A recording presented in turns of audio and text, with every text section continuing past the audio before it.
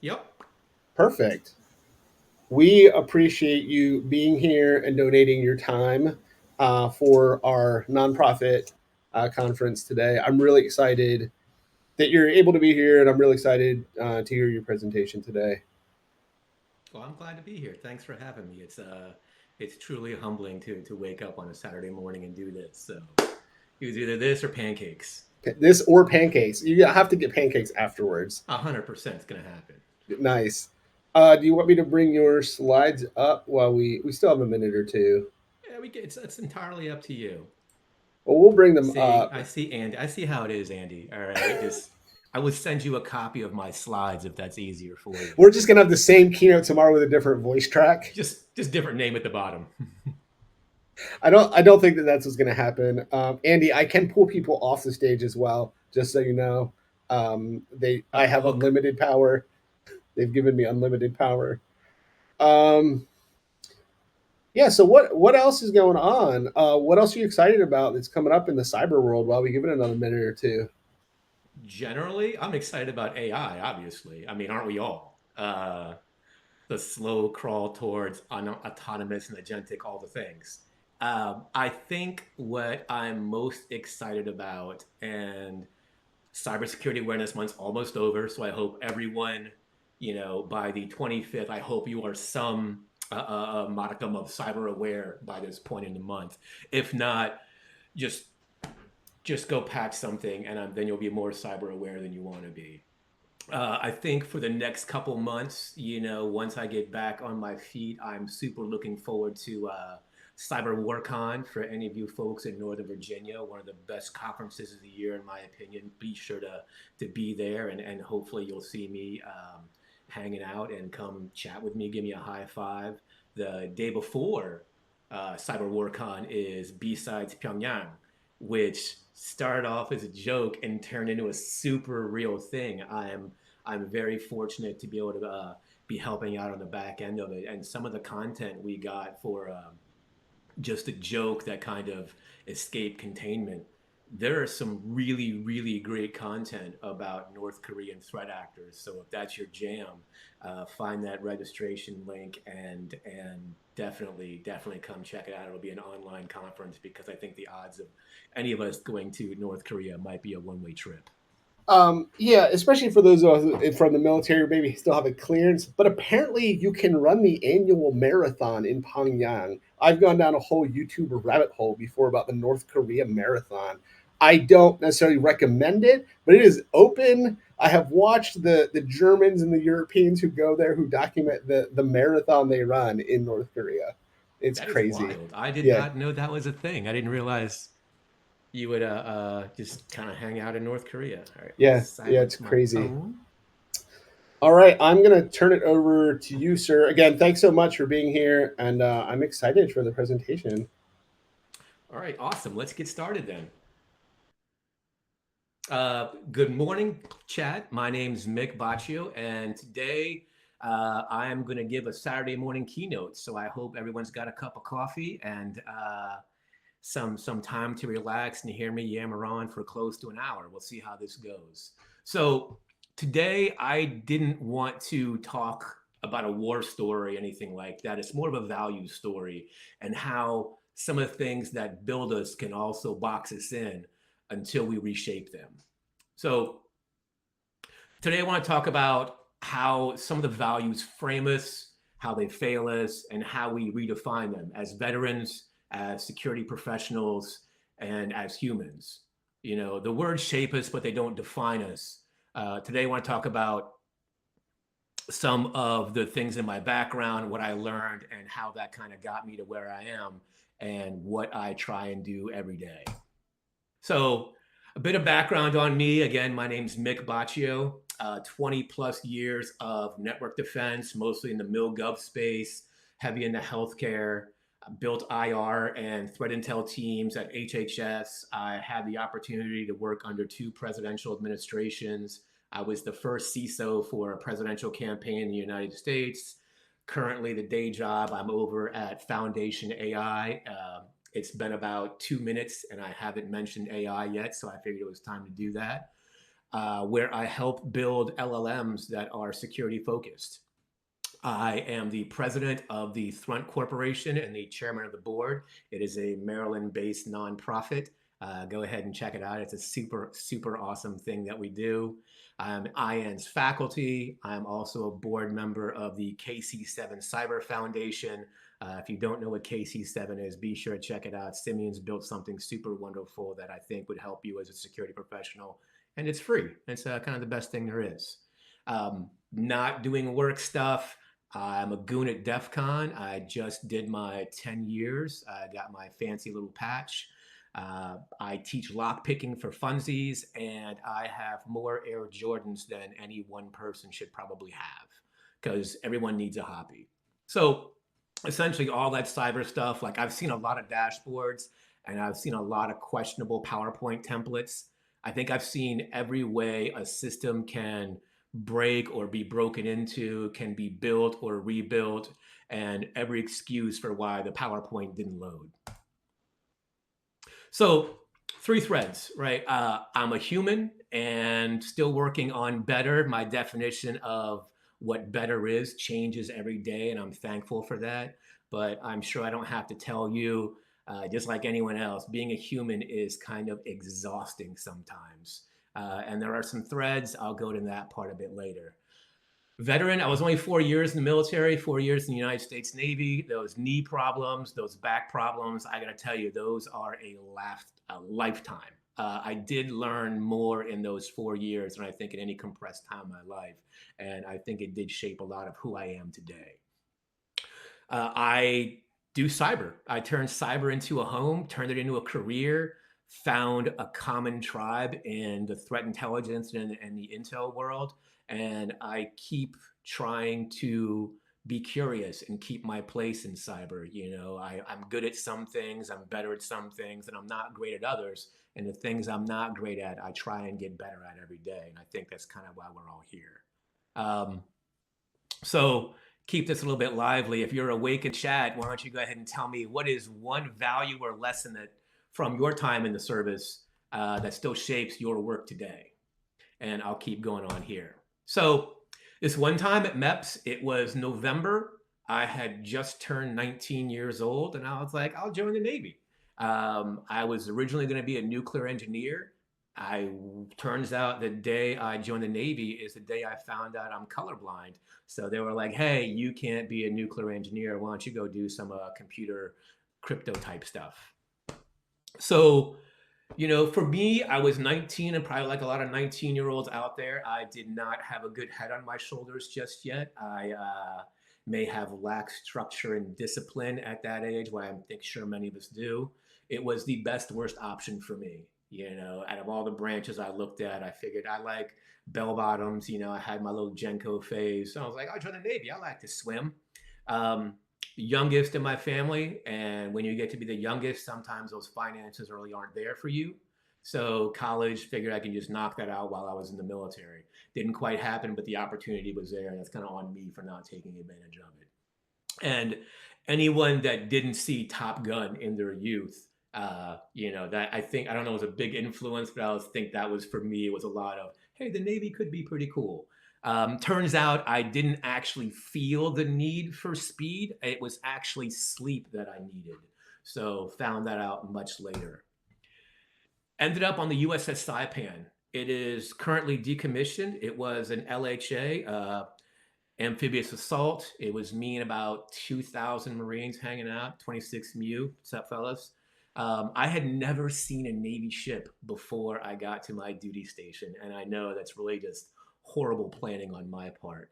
I didn't know what ballast was. And if you've ever seen the waterline and how much of a Navy ship's always underwater, it took me a while to stop freaking out about that. Mentally unprepared, I think, is putting it kindly. Saipan, amphibious assault ship, like I said, kind of built out of stubbornness. It's, learn discipline, learn fatigue, learn improv, which in cyber is kind of every Tuesday. So when you're 18 or 19 years old and you're standing in formation, Your core values that are drilled in your head. They sound so simple. You learn them before you really know what they mean. For the Navy, it was honor, courage, and commitment. Just three words. There's one code. They weren't just slogans. They were the scaffolding for everything that we did. And that's where I think I learned the most about discipline, about teamwork, and just how loud a sea whiz actually is. 4 years later, I had three words burned in, those same three words: honor, courage, commitment. But I think the older that I got, the more I realized it's not just the words that matter, it's what you build with them. So every service has a language of its own virtue. Together it's a moral operating system. But like any operating system, you learn its limitations the hard way. Every branch will give you words. The Navy, like I said, has honor, courage, commitment. Uh, the Army, loyalty, duty, respect, selfless service. Air Force, integrity first, service before self. Marines, the same as the Navy, but kind of a different edge to it. The Coast Guard, threw them on there, respect the coasties, honor, respect, devotion to duty. And the latest branch, the Space Force, character, connection, commitment, and courage. For me, honor, courage, and commitment, it was a doctrine at that age. Honor was doing what was right when no one was watching, and courage was speaking up even when it's your chief petty officer or your warrant or commander. And commitment was the mission. I know we've all heard too much about the mission throughout the course of our careers. Commitment was staying on station until the job was done. And I think that framework built a lot of my ethical muscle memory.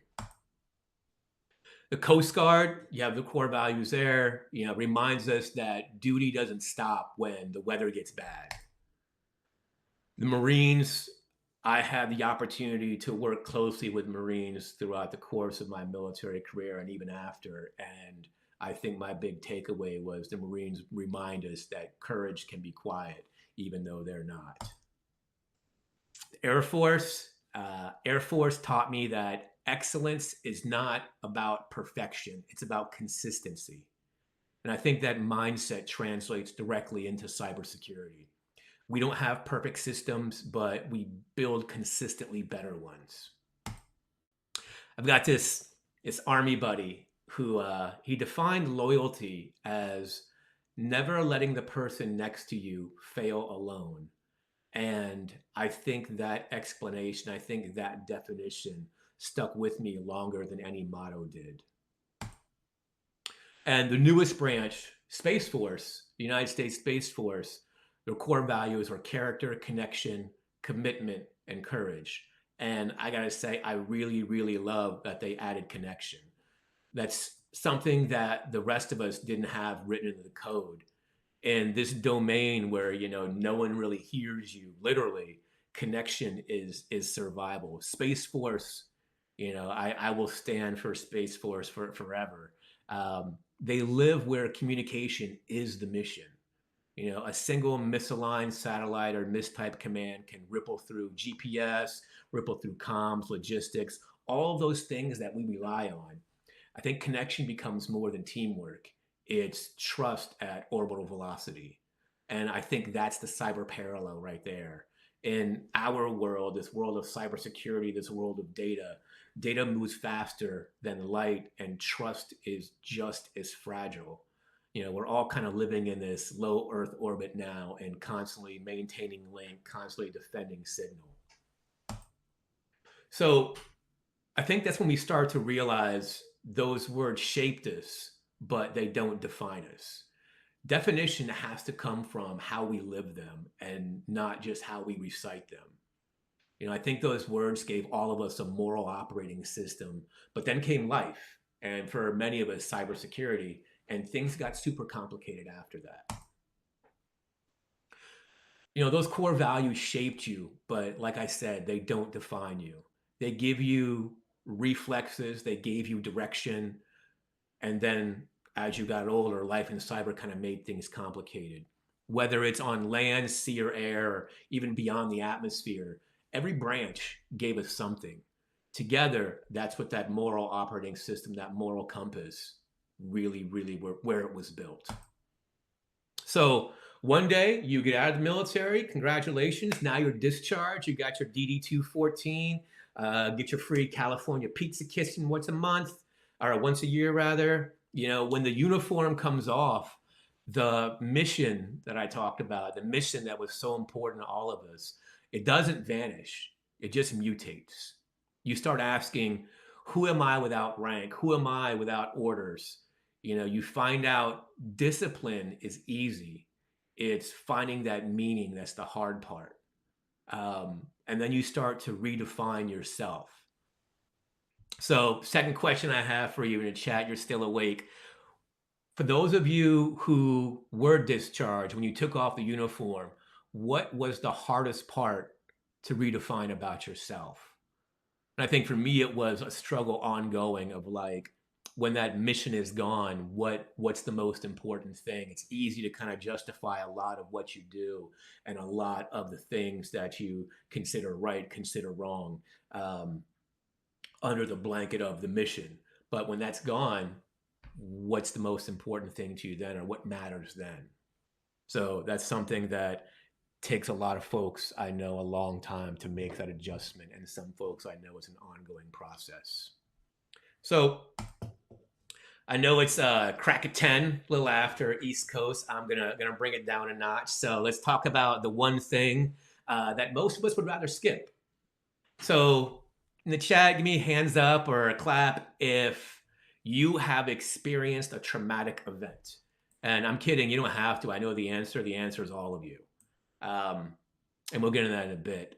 There was a quote, and I'll tell you where it's from after I say it so you can knock on it. I just thought it was super, super an amazing quote that kind of stuck with me ever since I heard it. It was, there are many parts of my youth that I'm not proud of. There were loose threads, untidy parts of me that I would like to remove. But when I pulled on one of those threads, it unraveled the tapestry of my life. One of the things about trauma we don't talk about, aside from the fact that almost all of us experience it, over 90% of the United States have experienced a traumatic event. But a lot of that defines your personality. A lot of that is kind of makes up who you are as a person. So I think when you talk about trauma and you transition to the military and that trauma that you have from there, a lot of us in the military experienced things or saw things that people really shouldn't. And that's why it's called trauma. So when you transition out, it's not a switch that you flip. It's a rewire. When you talk about trauma, and I don't think we talk about it enough, 90% of Americans experience one traumatic event in their life. Veterans, we just got an accelerated curriculum. So I don't think that trauma is a veterans only issue, but I think it's a human one. But I think trauma also shapes how we see risk, how we lead, and how we defend. What's on the screen now are a couple, 4 papers, and if you want to take a screenshot and Google them later, and you can get some pretty good reading on, trauma is horrible, and I am sorry for everyone that's experienced a traumatic event. It's something you never should have had to go through. But there are maybe some bright sides out of it, and there are some things that you can take from it and learn from it and learn how to shape it. So that's part of it on that. I think there's something different about people that thrive in chaos, that make it home, and it's calming because they think in different dimensions and mentally manage different outcomes that may not come from a more conventional life experience. And I think for many of us in the military, that is something that we learned really, really fast. And it's not that you had the option to learn. It's just, like I said, there's a mission to do and you do it. You have those core values you were taught. So the trauma, you'll deal with that later. And I think we're getting better at actually talking about it and addressing it. I don't think trauma is just damage. I think there's also data. I think it teaches us situational awareness, emotional control, empathy, adaptability. I think these are great cybersecurity skills. These are great cyber skills. And I think they're even better life skills.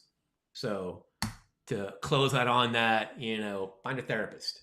I can't stress that enough. I recommend it for everyone, even if you don't think you need a therapist. I think you probably do, even if it's just a sounding board, someone to talk to every couple weeks. Um, think of it like when we talk about nerd terms, right? If your laptop blue screens, you reboot it. If your brain does the same thing, you call tech support. So find a therapist. You know, seriously, the healthiest people I know have one. Um, and it's also something interesting to think about too when you look back, you know, what skill or perspective did challenge or trauma sharpen for you? And that's something to consider. So take a break from all the little trauma talk and thank you for indulging me. Thank me even more by going to find someone to talk to about the trauma you experienced. Shameless plug, like I mentioned, I work for this company called Cisco. You may have heard of it. They do Cisco type stuff. I'm on a security research team paired with an LLM team where we just build security focused LLMs. But part of that, I got to write a blog and it was super neat. It's why veterans are cybersecurity's secret weapon. It talks about how we turn experience into growth, not by ignoring trauma, but by integrating it. You know, we're shaping the definition of what security means, just like we shape the definition of who we are. And the stakes are high. Like if we don't define it, someone else will, and we'll end up living in their meeting. So if you get a chance, click on that QR. I promise it doesn't go anywhere bad. And let me know what you think of that blog. So let's talk about some of the limits of those core values that I mentioned earlier. You know, I think we all put so much emphasis on it, or a lot of that emphasis was drilled into our head. But like I said, it doesn't really paint a complete picture. So I don't think the slogans we learn cover everything. You know, they don't tell you how to say no to a toxic mission or yes to therapy. They don't cover some, you know, morally flexible gray area or questionable ethics or the mess of parenting or after deployment when you come back, how to readjust from that. I think those values gave us all a moral operating system. You know, they're wired in discipline, in trust, and in mission focus. But then came life and cybersecurity, and it doesn't always go 1-1. It's not always the same way. I think we have a lot of ambiguity in what we do in life in general. Um, Specific to cybersecurity, I don't think there's a manual for when to disclose a vulnerability that could save users but embarrass you, embarrass your leadership, embarrass your security posture, embarrass the board. You know, that's not covered by integrity first or commitment. You know, that's judgment. It's risk. That's what it means to be human.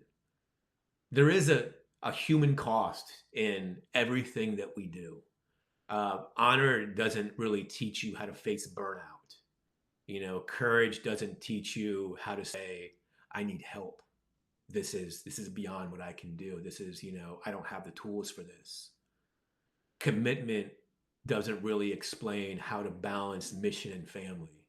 You know, I think all of us hit that wall at some point. If we haven't already, I think many of us already have. The point where, you know, the slogans stop and the gray area begins. And after you take off the uniform, those same values that made so much sense in war zones feel misaligned in boardrooms. And you find yourself trying to translate duty into deadlines, and it's jarring.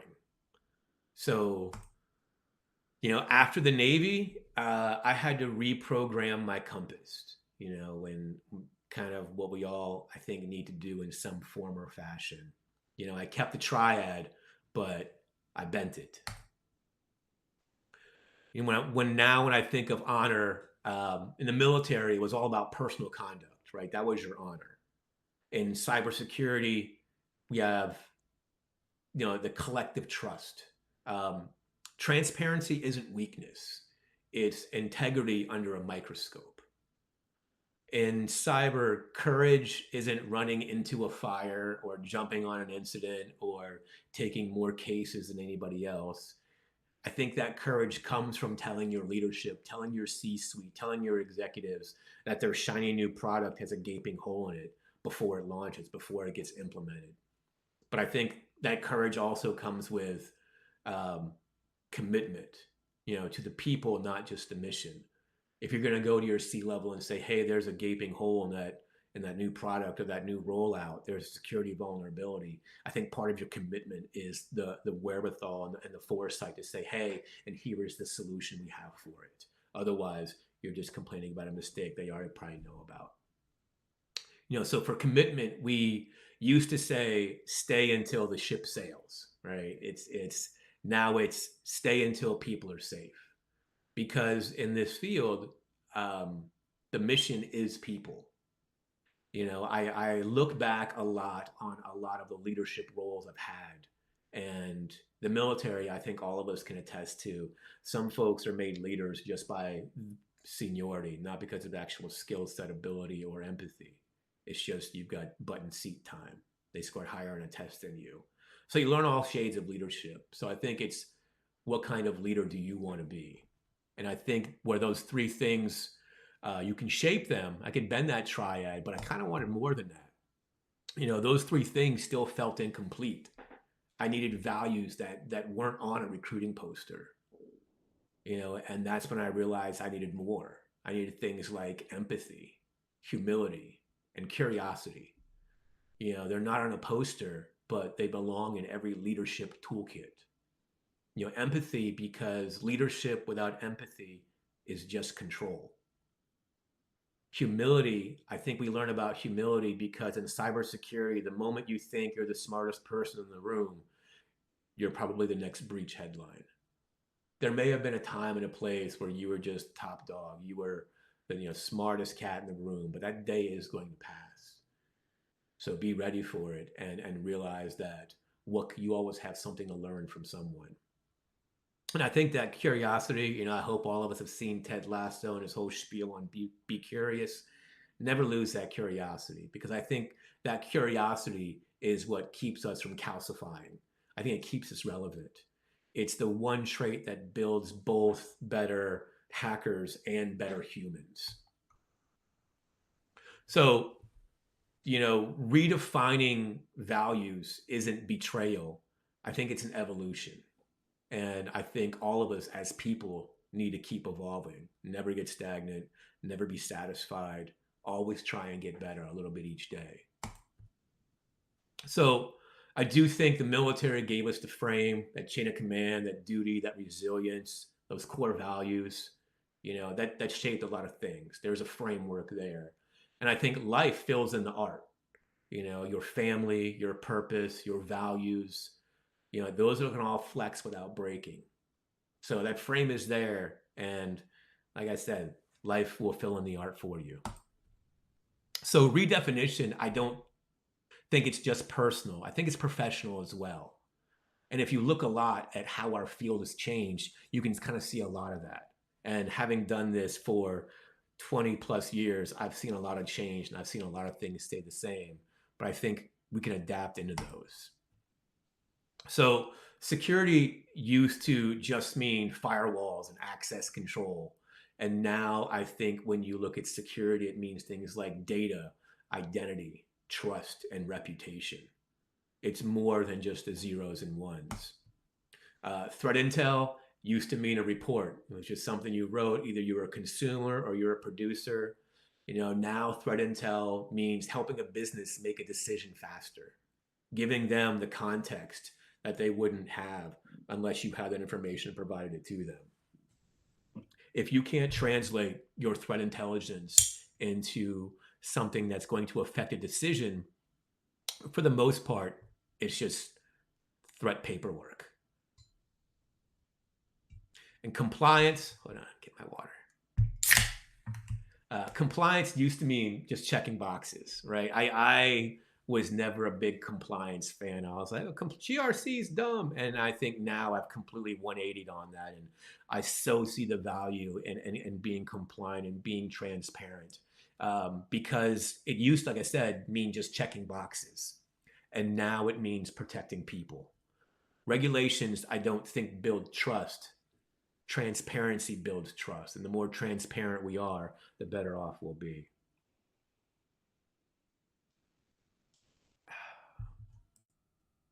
So I think we're shaping the definition of what security means, just like we shape the definition of who we are.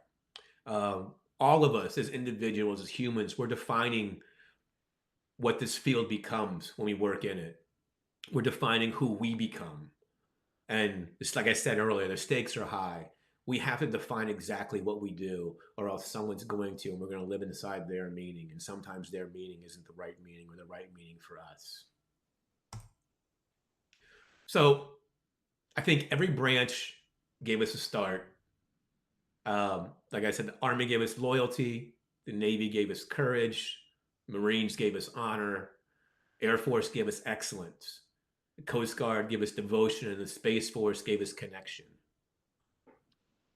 But the world after service, the world we're in right now, this world, um, it asks us regularly to define what those mean now.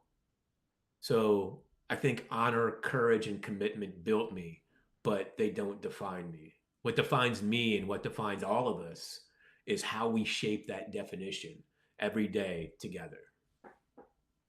So that's pretty much what I got. Thank you to all of you at VetSec for tuning in this morning. Thank you for your service. Thank you for your support. If you want to find me on LinkedIn, scan a second QR. Here's where I'll be in person the next couple, well, I guess the next month. And some shout outs to some friends and people that have really helped support me coming here today. So thank you, VetSec. If you've got any questions, I will take them now.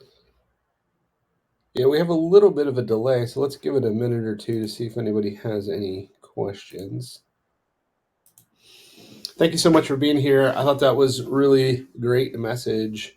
Um, there's a lot of things that I think some of us find it harder to talk about, but maybe as we age, I don't know. I don't want to speak for you, but maybe as we age, we can try to bring up some of these things that maybe are not always the most comfortable things to discuss, like the trauma and taking care of your mental health. I think the perspective on that has really, or the aperture has changed a lot since my time in the military, since your time in the military. I think there was an era of just suck it up and don't be a baby. And you learned that, internalizing all of that. It's like that Family Guy, the cartoon. I'm a tumor. I'm a tumor. I'm a tumor. It's that. It's really don't keep it bottled up. It does nothing great for you. As far as the other part is, like you and I have talked about this ad nauseum, like all the time. It's everyone wants to be a good person. I truly believe that. But you're only as good a person as you know how to be. So keep redefining what a good person looks like to you and go be that. If you've topped out and maybe you got stuck on butthead, but like learn how to be better than a butthead. That's it. You do have one question here from James. Which one of your challenge coins are you most proud of or means the most? Man, there's a couple. Um, the one I had commissioned for ThruntCon last year, I thought was super awesome. Um, the one I had commissioned when I ran the threat intel team uh, at the White House, and the one from the North Korean summit, just because that was just there was so much like, what the hell are we doing? But yeah, that was fun. That's fantastic. Someone named Andy Pizza would like to know nation state or cybercrime. You know what? I'm gonna be spicy and not play this game with you, Andy. The real big dog in the room is business email compromise. All right. Business email compromise. Man, Just generic fraud. All right. That accounts for more money than ransomware, than APT. Like, I love APT. I do. It's what I made my bones on. It's what I grew up doing. It's so awesome. but it's espionage. Like, no matter where you work, you've got a budget. If I'm an APT, I don't. I got nothing but time. It goes back to the other interesting conversations we've had recently about like when there's an APT that breaches me, though I get more cybersecurity budget. Like that is often what happens in the private sector, and that's not Yeah, always but the true about follow up to cybercrime. that was you're probably not going to be there to spend it. If there's a Yeah, breach on your watch, that old other joke, write two letters. Um, yeah, resume generating event. yeah, yeah. And I think, it looking back, either you're fortunate or unfortunate enough to be at whatever place that suffers through a compromise, and you'll learn a lot from it. But it's one of those things that you never want to experience. What is a book or paper that I've read recently that's captured my interest? Um, there was a team at Dartmouth, Winona DeSombre. If you're East Coast, check out District Con. She is a gem.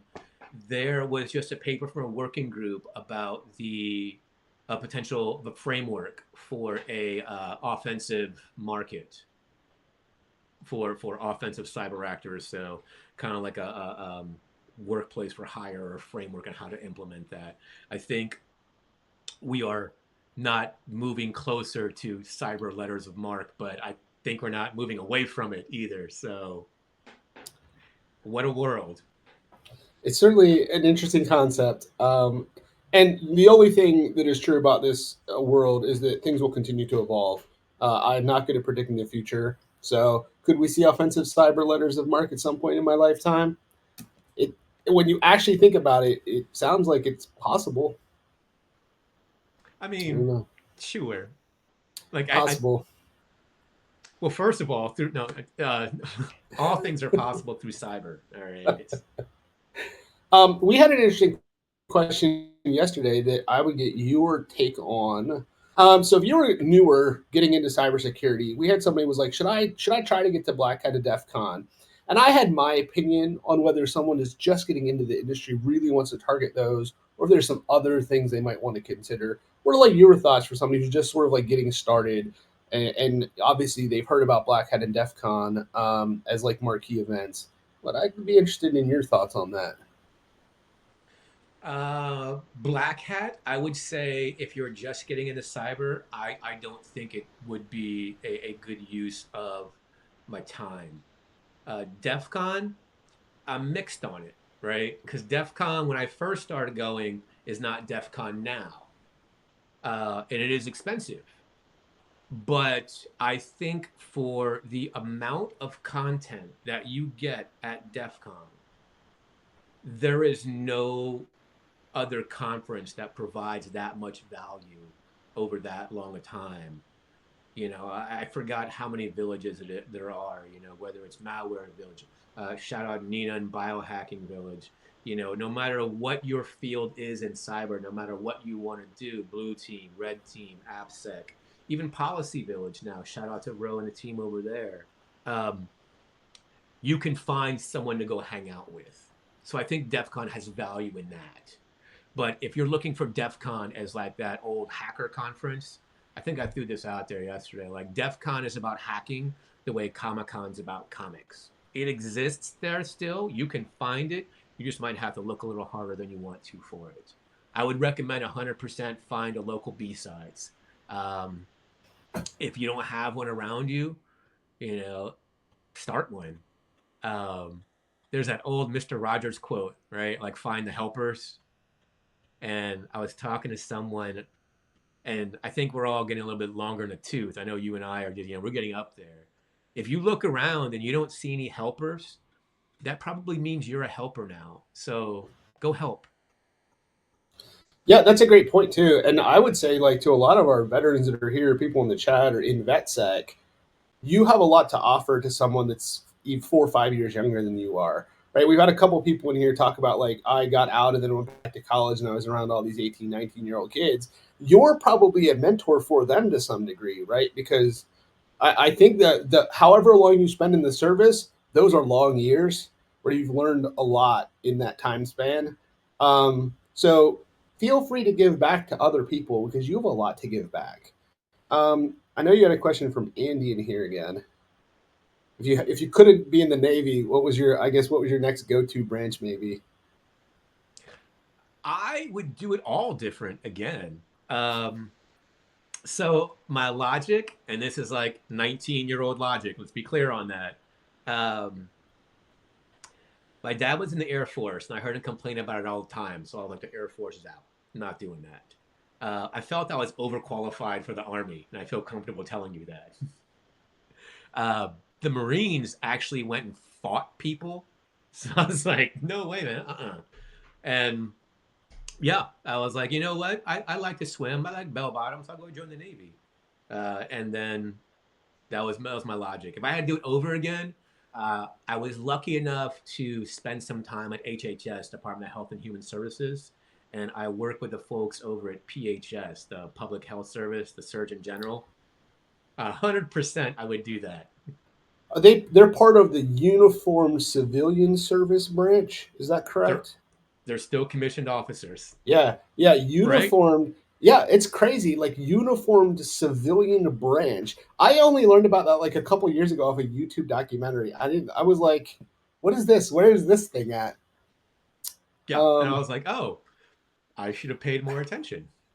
yeah, I know my answer for that one is Air Force. I would have like now knowing what I know, I think I probably would have joined the Air Force. I should have like when I went to MAPS in Winchester, Virginia, and they said no, we don't think anybody's scored this high on the ASVAB before. That should have been a warning to maybe reconsider options. But I did get to pick any job in the Army, so there was that. As long as it was Guat Baby, it was just. John, yeah, What's that's Tyler funny. got? Oh yeah, that's a good comment there from Tyler.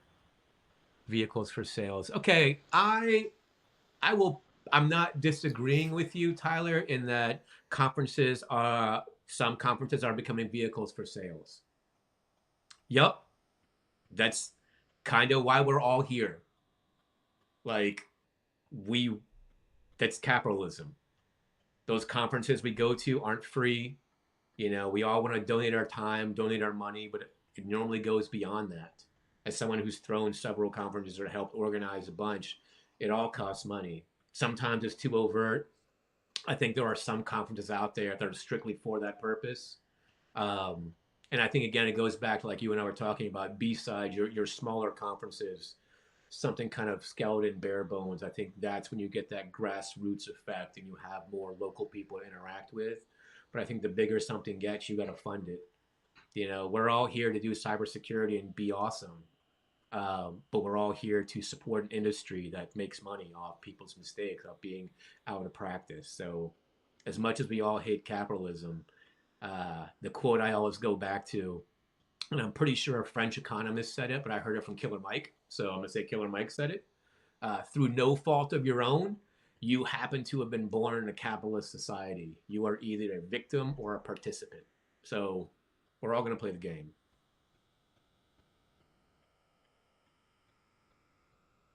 Oh, hey, good morning, Heather. Down in Colorado. What's kept you in cyber? I'll start with you, Stoner. What's kept you in cyber?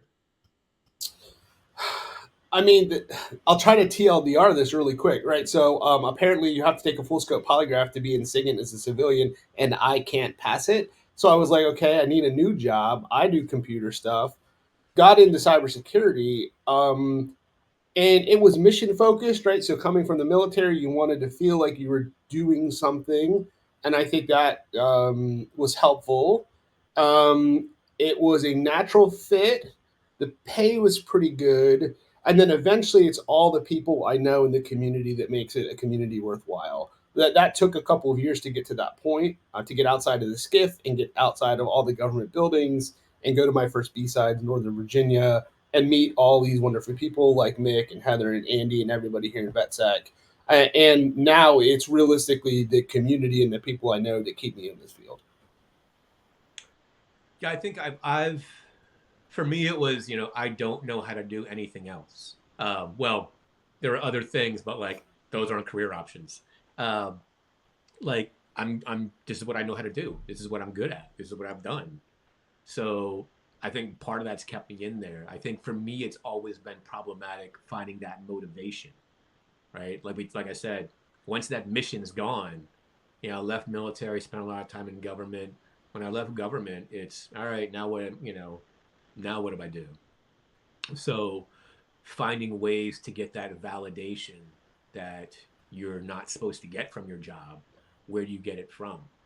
And whether it's starting a nonprofit or sitting on a board of directors somewhere or being an adjunct faculty, I think it's finding things that motivate you. And to your point, I agree with you 100%. Like, I don't think I'm very excited about cyber. All right. Like, I think it's a very Sisyphus, that boulder's going to get up the hill one day. I think what really, really excites me whenever I go to conferences, and I think it's half the reason why I still goon at DEF CON, is the sheer enthusiasm of people in the field. Like, I see so many people with the enthusiasm that I had at one time, but I don't think I have as much of anymore. And I think that energy is what keeps me in cyber, what keeps me coming back. Every year when we do FrontCon, someone new shows up, and seeing how excited they are about all of that is a fantastic thing, and it kind of keeps me doing it. Yeah, I've talked about this a lot too. Maybe we'll wrap this up, Mick. I know you have some things you need to do today. It's Pancakes? interesting. Pancakes. One of the things, Pancakes Con is another really good con where they're not selling you stuff, by the way, but from Leslie Carhart. Um, is I've talked about this a lot too, right? You need a job because you are either participating or being a victim in the capitalist society we live in. So you need to do something to put food on the table, right? Provide for you and your family or whatever your situation is. Most of my enthusiasm about getting up and being a part of this society has very little to do with my day-to-day work job. In a lot of cases it is going to the conferences, helping people, hearing that someone's resume got them an interview or got them a job, whether it's here at VetSec or B-Sides. I'm giving a talk at Sky Talks, right, in a closed community where I'm not worried about, maybe saying some controversial things. It's all of that other aspect, helping people out, being here now, being the vice chairman in VetSec, and helping other people and seeing other people succeed and seeing other people's enthusiasm who are new to the field and bringing new ideas. Like, that's the thing that my therapist and I talk about, that's the motivator, right? Like, that's the thing that's really interesting, right? I do a lot of stuff with soccer too. I used to coach soccer. Like, there's people involved with that. And like, yeah, I like my job right now, but like the overall enthusiasm, like, it's a smaller part of the day to day that pays the bills, and there's all the other stuff in the community that I do that again keeps me in this world. Agreed 100%, but our therapist, comrade. One more thing about imposter syndrome, maybe if you want to address that, Mick, before we let you go, if you have time. Yeah. How do you address imposter syndrome? Here's a pro tip for you. I don't know. If you saw the earlier slide, like, here's the things that I've done, here's the career path that I've had. Like, I still don't feel like I belong in the room at a lot of places. I still feel like I don't have the credentials, um, the pedigree to speak on things. It really kind of blew my mind. I was lucky enough. Scott Roberts and I had a talk accepted at LabsCon in Scottsdale, and we got to speak there, and it was amazing. It was such a good time. It was so great, and it's a room full of people that I've always held in this high regard. That I've like, oh, I'm not as smart as this person, I'm not as good as that person, comparing myself to them. And I think that's where a lot of people go wrong, is don't compare yourself to other people. It's going to happen. It's a natural thing, but know that you're in the room for a reason. Know that you have a seat at the table for a reason, that you're speaking for a reason. You belong here. And if everyone has imposter syndrome, then no one has imposter syndrome.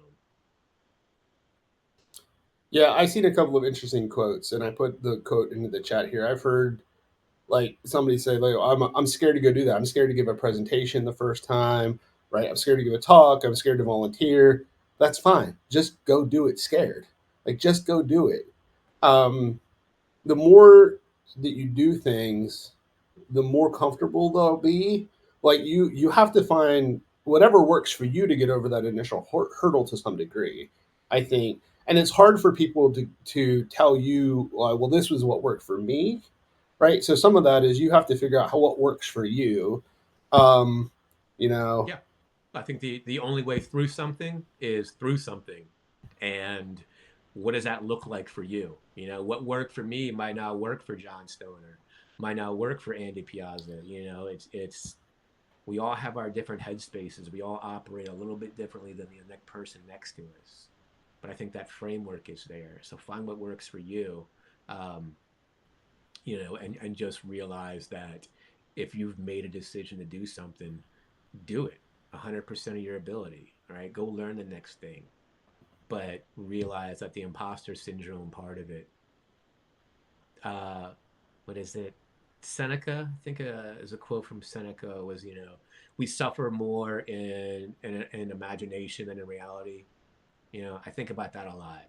Like, whatever you have in your head why you think you don't belong here, you are the only person thinking that.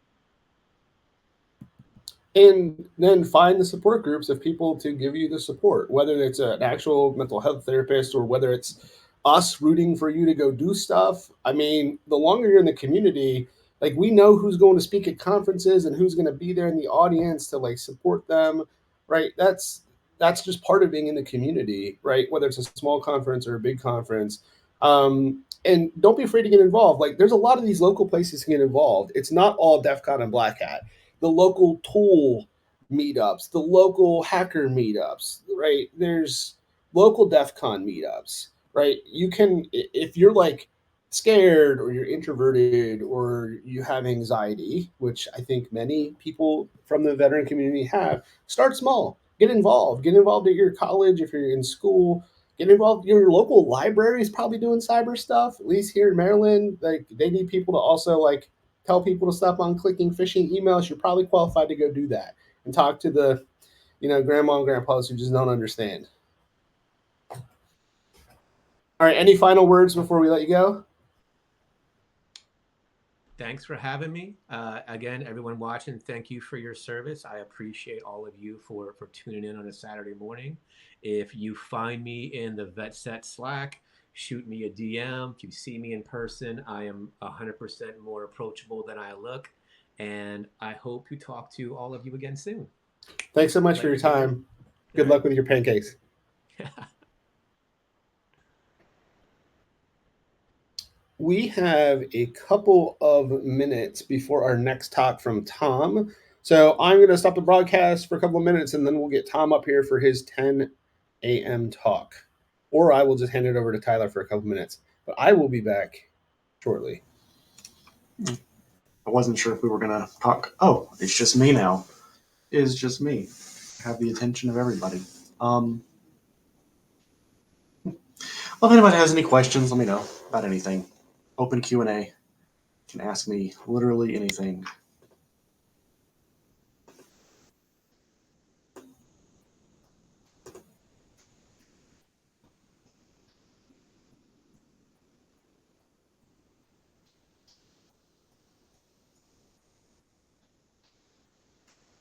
Generalized anxiety? Sure.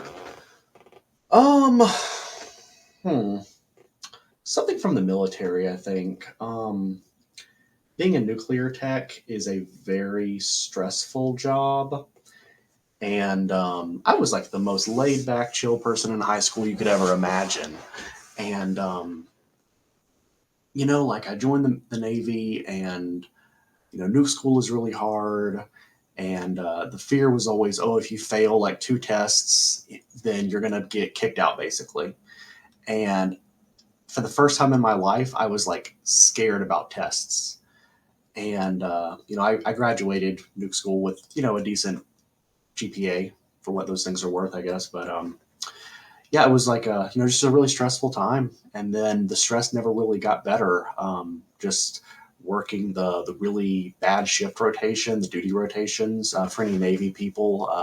I spent most of my 7 years outside of school on a 3-section duty rotation. For anybody, that's where you're doing a 24-hour duty day, and then you get 2 days of not being on duty, and then you're on duty again. So like basically once a month you get an actual weekend, but you're still like working on that Friday for 24 hours. So it was just really tiring and stressful, And you have these casualties that can go from chill, just staring at dials for like 5 hours straight. Then all of a sudden, the last hour of your shift is like a total chaos because something broke and you have to fix it and it's time sensitive and blah blah blah. So I don't know. I just kind of grew into much more of an anxious person, and once I got out of the military, it never changed. So I've kind of just been just that's really it. Honestly, it's not a very exciting story. Just kind of got molded into a different person. So eventually, my wife did talk me into going to therapy, and I go to therapy every so often, which is good. I would encourage it. It definitely, there is a lot of stigma about it, but I will tell you that I consider myself a very successful person, and I go to therapy. So I recommend everybody else do it as well. Hopefully that answered your question. If not, just ask something again. I'm going to go to the next person. How I figured out what job in cyber was right for me, I never did. I honestly never figured out what I wanted to do. I got my first professional job out of the Navy by just going to a career fair and bullshitting with people.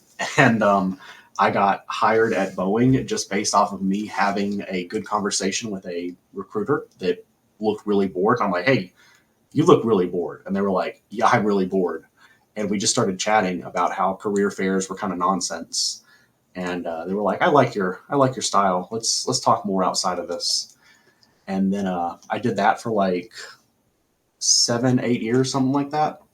And then somebody in VetSec straight up was like, hey, I have a spot in my company, because I've started hanging around VetSec then because I was thinking I wanted to get into full-time cyber. And somebody that's actually giving a talk later, I think tomorrow, um, he was like, hey, I have a spot on my team. Why don't you apply? So I applied. I got it. And then another person said, hey, I have a spot on my team. You want to go be a red team operator? And I'm like, sure, I know how to do that because I do a lot of studying. I've mentioned it a number of times that, I do a lot of certifications, do a lot of college classes, and I do a lot of practice. So, I passed the red team trials and, oh, now I'm a red team operator. Oh my God. I did that for a while, and somebody called me up and was like, hey, I got a general security engineer job. You want to do it? I'm like, sure, I'll do it. So, I just kind of go where the vibe takes me. I've never really sought out a specific role like ever in my life. Every job I have had was the result of somebody coming to me and saying, hey, I have a position. Like at Boeing, for example, I had developed a pretty good reputation as a somebody that was doing a lot of cutting edge technology development, and somebody from the R&D group was like, hey, we're going to open a spot for a team lead and we want you to fill it. So go apply for it once it comes out. That's how I've always gotten jobs. And that's how my path has always been laid out. And I mean, I like where I'm at, no complaints. I don't even have the slightest glimmer of doing anything else, but that's how my life has gone is, whenever an opportunity comes up, you kind of just have to decide if you're going to do it or not. Calculus 1 hard, all the math. Yes. So in my life, I have taken calculus 1, 2, 3, differential equations 1, special differential equations for image recognition applications, probabilistic equations, research statistics, and nonlinear system mathematics, I think, and probably some other stuff I forgot in there. Oh, discrete mathematics, something else, maybe. I don't know. I think I've probably missed something. But anyway, you get the idea. A lot of math. So I got out of the military not having done math for a while. And I immediately jumped into Calculus 1 because why not? That's what they put me in. And oh my God, I struggled. And I did not know what I was doing. And I had a really bad time. But I'll be honest, I practiced. I used Khan Academy, which is a really good resource. Just Google it, Khan Academy. I practiced in my free time. I practiced at school. I practiced in my sleep. And I developed the math muscle. I learned how to do it. And I started to realize once you learn how to do the basic stuff, you just practice the harder stuff until you're good at the hard stuff. And I mean, there's no secret. Like, people go to the gym because they want to get muscles. You practice math because you want to do math. I thought I was a really bad math person. I did not think of myself as a math person at all in my life. But, I just have done so much of it now at this point that it's like, yeah, sure. I'll take a, graduate level math class without even thinking about it. Like, sure, not a big deal. Um, in terms of like note taking style, honestly, it's just bloody grinding. Like, you take a problem, solve the problem. Take another problem, solve the problem. Just keep doing it. There's nothing, no magic, no golden bullet, no panacea. It's just grinding out until you have the experience and the practice at doing it. Calculus 2, for the record, is way harder than Calculus 1. That's because you go from the science of derivatives to the art of integrals. Um, Derivatives, honestly, they follow a set formula. That's your basic calculus 1. You use trigonometry and you use derivative rules, and you just solve them. That's it. It's like 1 plus 1 equals 2. Sure, you figure out the way to do it.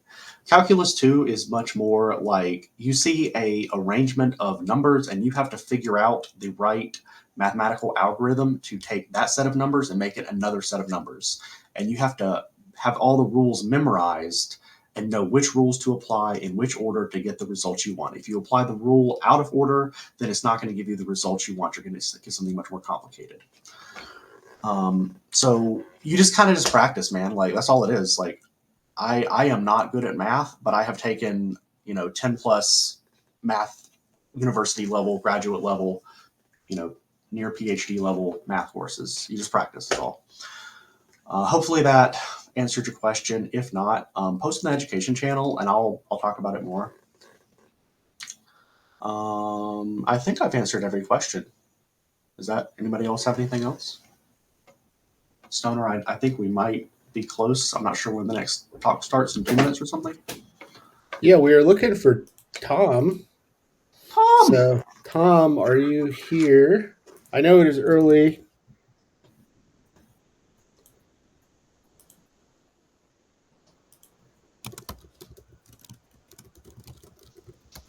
Texted him. I will say that I am learning a lot about the conference. If you have ideas, feedback, good, bad, ugly, hopefully some good mixed in there about the conference itself and your vet seg, feel free to like DM me later. I'm going to do an AAR. Definitely trying to think about some ways we can improve this from now on. It's definitely going to stay virtual. That's really important so that we can, reach as many veterans since we're all spread out all over the place. So we're not going to change virtual. I know once in a while we get conversations going in the VetSec Slack chat about, could we ever have like an in-person conference? We will continue to have a virtual conference, even if there was some sort of like in-person meetup in Jake's backyard. So this is really important to us. But if you do have anything, it seemed like our attendance was really good on Thursday and Friday, and that we're struggling. So we maybe will start later. I know everybody on the West Coast will appreciate that. So I'm trying to think through some things that we can do to continue to make this good. So for our 11 o'clock, we've got Tom Marsland, your former VetSec chair. And then I'm super excited for our 11:30 because we actually have the GitHub CISO, Alexis, who's already here. She's in the backstage, so I know that she's here. I'm really excited to hear that as well. But I'm going to bring Tom on stage and let him get going.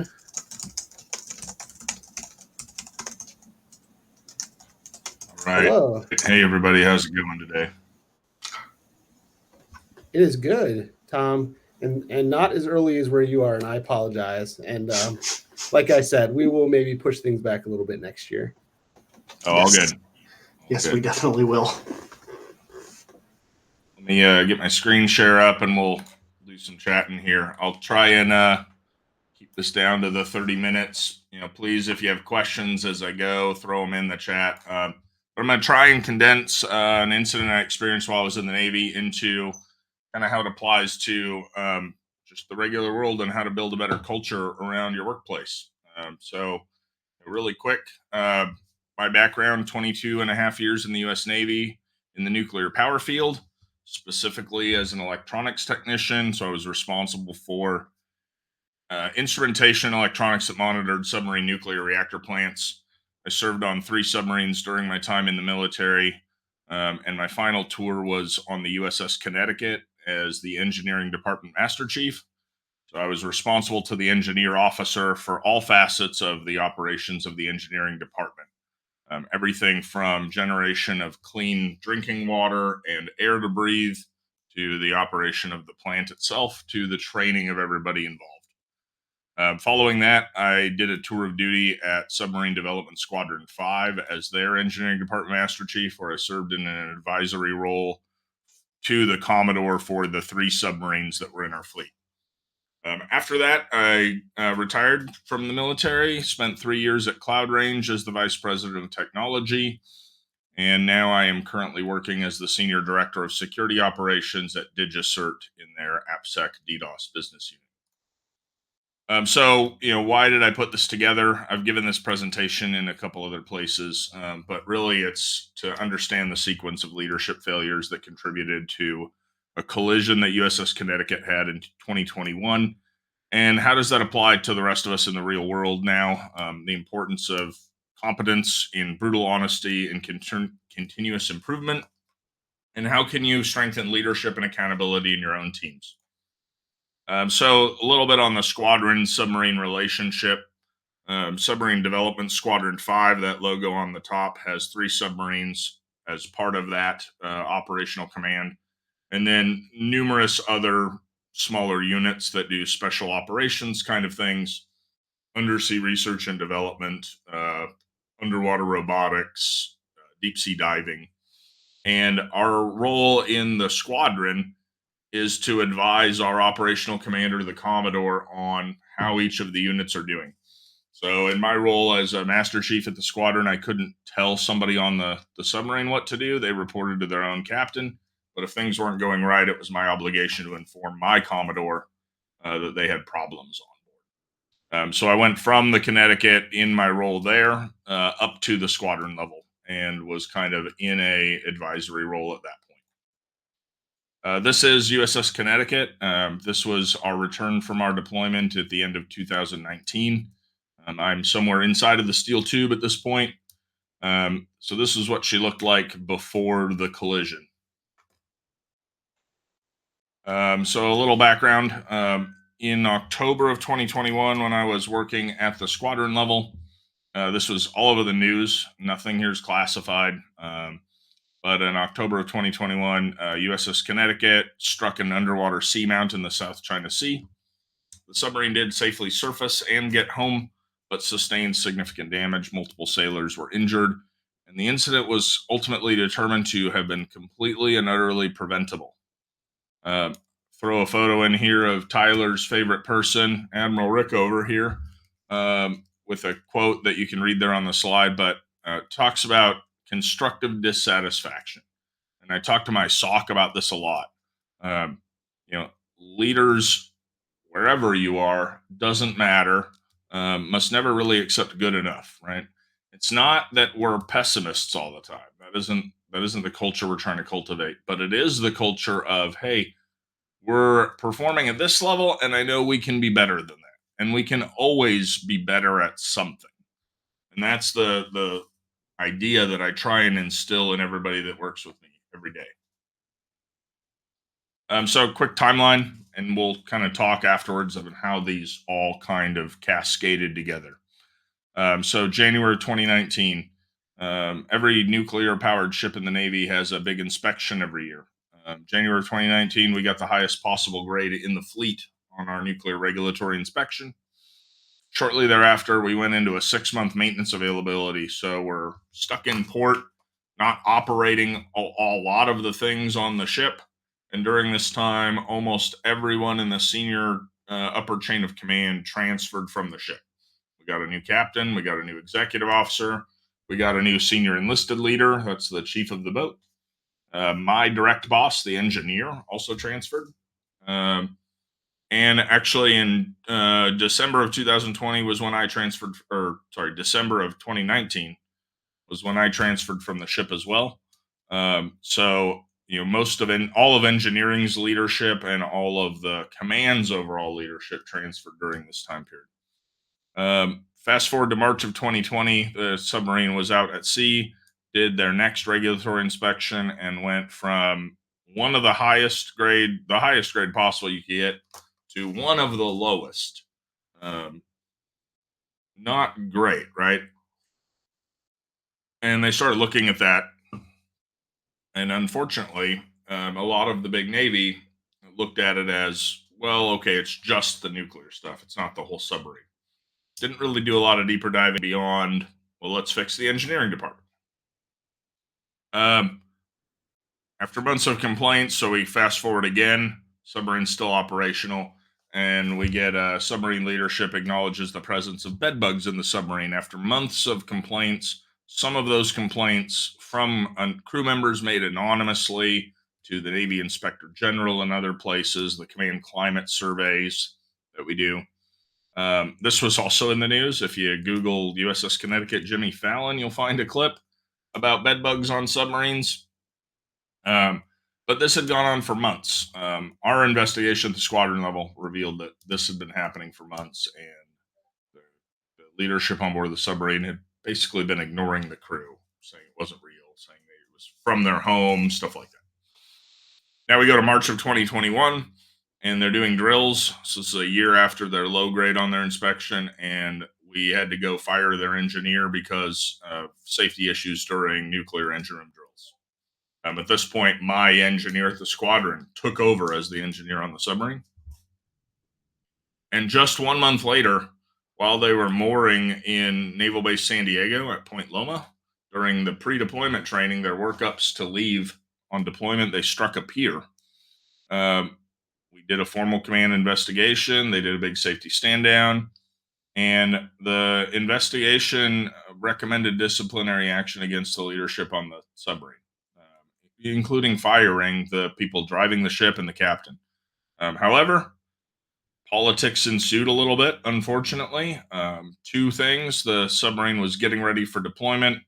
There was pressure to not delay them leaving. And also, what we were told was that, hey, a captain in the submarine force was literally fired a week before that. It would look bad if we fired two that close together. So we're going to give him a pass. So move past that a little bit. Around the same time, the crew was completing the command climate survey, which is a survey given out anonymously to commands every year for people to fill out. Numerous sailors made anonymous reports of feeling unsafe to be at sea following the pier collision. And then in May, we certified their readiness and completed their pre-deployment repairs, and they deployed to the Pacific. Now, the rest of this is kind of post-collision investigation. The collision happened in October, so they were deployed from May through that point. Throughout the deployment, we found out in our investigation, the crew were reporting kind of this hurry up and push mentality, kind of, hey, this is just another thing to get through. Lots of fatigue, really crappy morale, and a command climate that was really kind of characterized as weak. We sent one person from our squadron to be attached to the boat throughout the deployment. And despite having a squadron member on board, they weren't really listened to at all, which was really unfortunate. And if anybody has questions as I walk through this, please throw them in the chat. I want to get through the events so we can talk about how this applies to all of us. So the day of the collision, they were actually executing a humanitarian evacuation. So that's something like a crew member had a immediate family member who was sick or injured or dying or had passed, and they were leaving the area where they were operating to get them off the submarine so they could fly them home. In the investigation, when they struck this underwater mountain in the South China Sea, the investigation found numerous failures. The charts they used were inadequate. They had a temporary route that they threw on there to get the submarine to drive to where they needed to, but nobody really double checked it. Or if they did, they just kind of signed off on it. And the way submarines kind of know where they're at in the ocean, despite kind of popular belief, is we're not out there pinging active sonar all the time because that would tell people where we are. Most cases, we're using charts and we're looking at how far off the bottom we are. And based on where we are on the chart, we should know how deep the ocean is at that point. They had numerous cases of alarms saying, hey, the ground is shallower than the chart says it is here. And they ignored those. And finally, the big alarm went off when the ground was literally rushing up at them as they were coming over to the top of this undersea mount that they hit. This resulted in 11 injuries. Fortunately, none of them were life-threatening, but significant damage to one of our national security assets. They're estimating 6 years of lost operational time to repair the submarine. This happened in October of 21. USS Connecticut is still in the dry dock getting repairs done. This is a picture post-collision, and you can see the front end. If I go back a few slides, here is right here where these numbers are. This is draft marks on the boat. In front of this is a big fiberglass cone, and inside of this cone is the sonar dome of the submarine. That is what we use to passively listen to everything that's out there. Behind that, where people are standing, are ballast tanks that we fill with air to surface, water to submerge. And then about at the point where the sail starts coming up is where the people space begins, where the pressure tank of the submarine is, where all of us work. So in this picture here, the fiberglass cone is gone. Most of the sonar sphere is completely deranged. When they surfaced in the South China Sea, they couldn't submerge again because they had no way to listen to what was out there. So they had to, from the South China Sea, transit on the surface all the way home. They went from the South China Sea to Guam, and then they went from Guam all the way across the ocean. This was October, November, December timeframe, all the way across the ocean on the surface, which surface transits on submarines, as Tyler just said, are not pleasant experiences because we're round, right?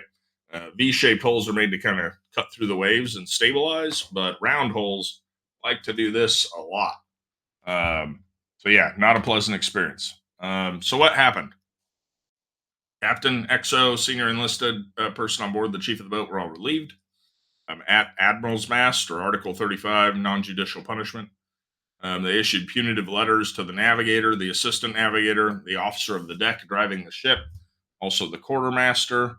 And then we launched a even bigger investigation. It was above our heads at this point. The investigation completely deemed the collision, everything about it, entirely preventable, and really spoke to the cascade of leadership failures and deterioration of the culture from, a poor grade on a nuclear inspection a year and a half prior to bed bugs to pushing them out on deployment. So I can kind of summarize all that here, right? When you lay all the warning signs out together, it's pretty apparent, right? Bedbug infestation, completely unresolved for months, 8-month period. Completely, neglect to the crew and their standards, right? Completely reactive vice proactive in leadership. The peer collision, that should have been a huge red flag, right? That the boat was not ready to deploy, that the crew was not at the standards they needed to be at. But instead, it was written off as, it's just a one-off thing. It was, it's just this one event in this special circumstance. It doesn't mean that they're bad. And then fatigue, right? Burnout culture. We talk about that in cybersecurity. And finally, the collision, right? This big pinnacle event where, frankly, we could have lost the ship. So why did this happen? What were these warning signs? Well, one, the new leadership that came in when we turned over with a really high grade on an inspection felt that since the ship had been successful, that they had a winning crew and they would continue to be successful and they didn't really have to work at it. All the way to the point of the captain rarely even ate with his officers and just spent all of his time in his stateroom.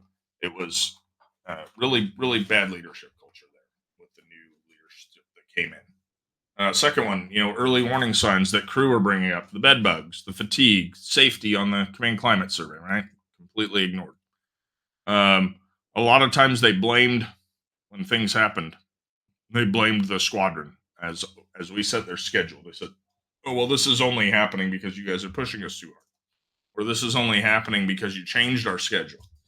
Well, turns out getting pushed and pressured to get out on deployment and hold a schedule isn't something unique to our squadron.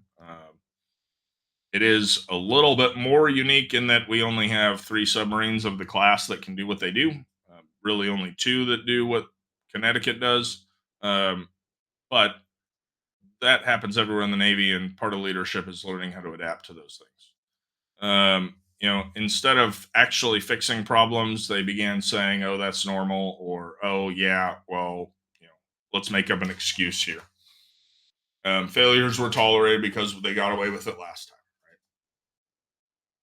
time.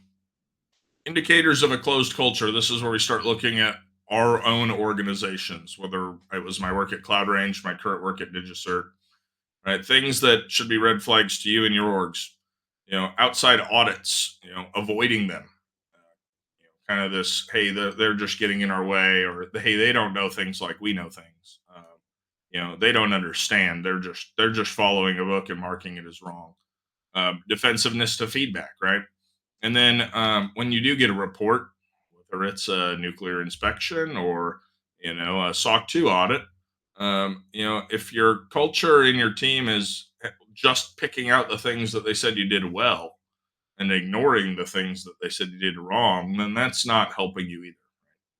It all goes back to this constructive dissatisfaction and just knowing that things can be better than they are, no matter how good they are or how good they seem. So we got 12 minutes. So what can we do in our organization? I kind of talked about this first bullet a bit already. The belief that no matter how well things are going, they can always be better. Right? Continuous improvement, just refusal to accept good enough. As leaders in any organization, this is why I know John and Tyler will agree with me. I actually had a chat with Warren Fish when I was getting out of the Navy. Warren's our resume guy. Just about this kind of stuff about, hey, I'm coming from nuclear power to cybersecurity. How am I going to do? How am I going to fit? I worry about my lack of experience, et cetera, et cetera. And he basically said, kind of this first bullet, veterans have this mindset of, we're going to show up on time. We're probably going to show up early. We're going to hear what the problems are, and we're going to go after them and tackle them. And that's the mindset that we bring to any organization. It doesn't matter if it's a submarine force or nuclear power or cybersecurity. We do this better than most. And basically, Warren's advice was, "Yeah, you're stupid. Stop worrying about it. You'll be fine." And it turns out that's how it's worked. Second one, being open to feedback. So when I was on Connecticut, was very fortunate to say that we had a culture where inspectors and auditors would come down, and we wanted to talk to them because there's over 50 submarines in the fleet. We knew that we weren't the best, and that that there's probably always another better way of doing that. So we sought feedback from them because they're seeing what other boats are doing and we're not. We're kind of isolated in our own tube. So we would always ask them, "Hey, what do you think about this?" Or, "Hey, I'm coming up on this new event I've never done. How do you think I should prepare?" We're only all better through our diversity of our experience and our diversity of how we were brought up and our diversity in general. So don't be defensive when they point out things. Yeah, sometimes auditors are wrong. Most of the time, though, there's a point to what they're saying, right? Acting on those insights, making changes, make that external feedback a routine part of your improvement. At DigiCert, we welcome input from our other department heads into how we can improve operations in the SOC. I have no qualms about giving feedback to other departments on how they can make things better too. And again, just kind of being open there. A third one. This is an area where I think the nuclear power world gets it right. And cybersecurity, at least my two jobs now, get it very, very wrong. Too many organizations are willing to accept surface level answers to their problems. And love to hear everyone's thoughts in the chat on this as well. When something goes wrong in your organization, you need to conduct a root cause analysis. This is not just finding out what went wrong, right? You know what went wrong.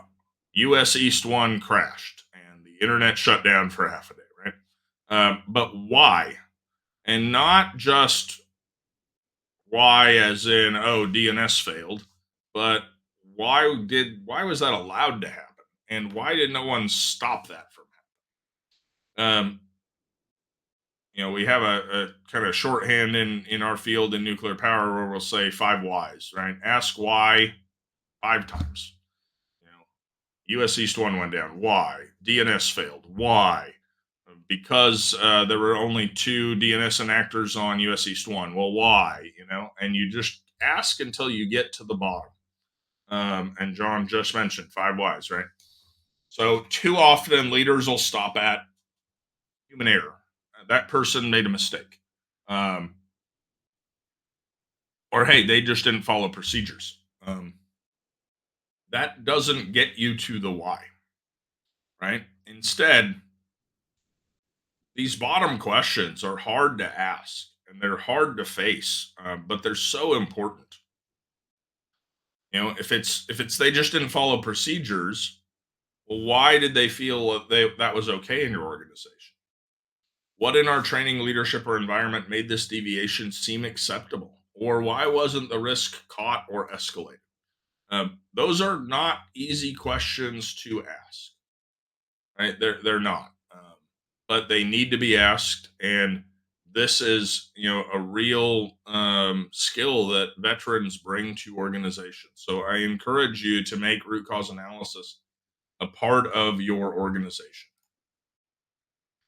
Surface level fixes are easy, right? You throw a band-aid on it, you say, oh yeah, we pushed a bad config, we made a mistake, we fixed the procedure, we're moving forward. That might get you past that event. But if you never fix the underlying root cause, then when a similar event comes up that's just different enough where you have that same root cause that you didn't actually fix, it's going to happen again. And what we saw with things like Connecticut was you have one mistake and you band-aid over it. Then you have a mistake that's similar but different, you band-aid over it. And finally, you get to the state where your standards have degraded enough where it is okay to fail, and you have a pinnacle event that costs the taxpayers billions of dollars, that takes one of only 2 submarines who can do what those submarines do out of the picture. And guess what? We defend the Pacific Ocean and the Atlantic, and we can only do one or the other at a time with that task that those submarines do for years, right? Like, because these people screwed up, there are national security implications for the United States for years. It sounds like sky is falling when it comes to the military and nuclear power, but this is also true in cybersecurity. Surface level fixes just, yeah, you make the problem go away for now, but what is our job? It is risk reduction for our organization. If you aren't addressing those root causes in your org and fixing that, then what happens when all of your stuff crashes or all of your stuff gets compromised because you guys were patching over things? Root cause analysis does really create sustainable improvement. You put processes and procedures in place. You make sure that your team has the SOPs they need to do the work they need. But you have to be willing to be brutally honest. I tell my team, and especially my department heads, when I'm on the root cause analysis warpath of figuring out what happened with something, is that I'm sorry if I'm going to hurt your feelings, but I don't care about feelings right now. I care about being brutally honest about what happened. It isn't a blame game.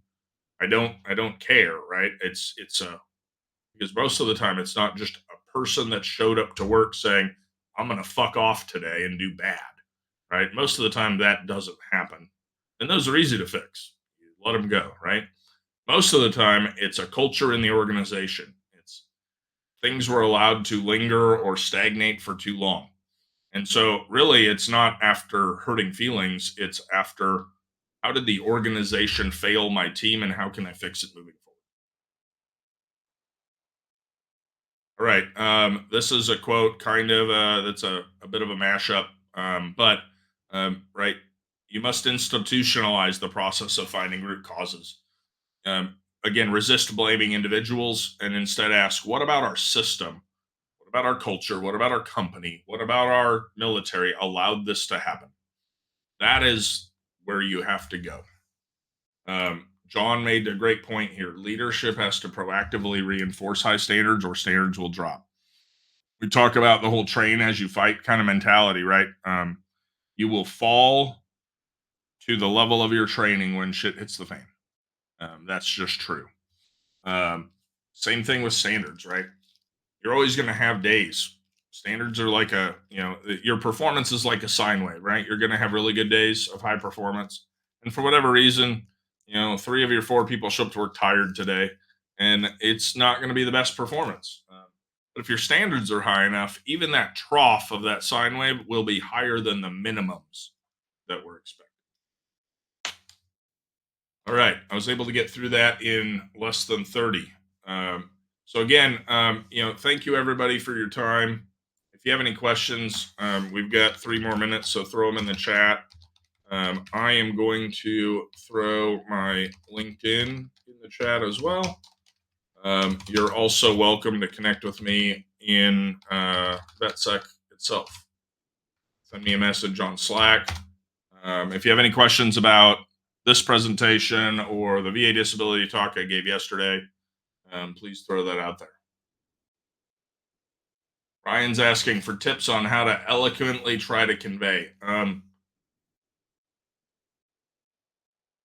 So, Ryan, I'm probably not known for my eloquence. I go back to the slide about being brutally honest.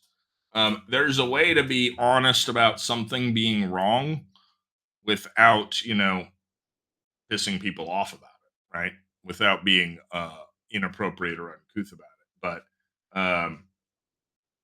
you have to be brutally honest about it. You have to say what is wrong, why is it wrong, and one thing that I see a lot of people struggle in our industry is how to translate that to the impact on the business, right? What is wrong? Why it is wrong? If it's not fixed, what could happen? What is the risk to the business, to the bottom line?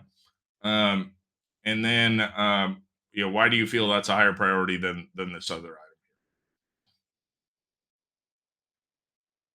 And John also suggests, formatting the message for the business culture using Chat GPT. That's a great method. I've definitely used Chat GPT at times to kind of soften my language. Ron says favorite movie or show that exemplifies good leadership. Ron, I'm going to have to go to Ted Lasso right now. I think that show exemplifies leaders with good emotional intelligence, and I think especially now that's kind of what's needed. Alrighty, I'm going to stop sharing, and thank you so much, John, for having me on. Thank you, Tom, for both this presentation. This was crazy. I never even heard about this event somehow. I don't know how I completely missed the fact that we had a submarine crash into the ocean. It's not great. No, it's not. But yeah, it's out there on the news.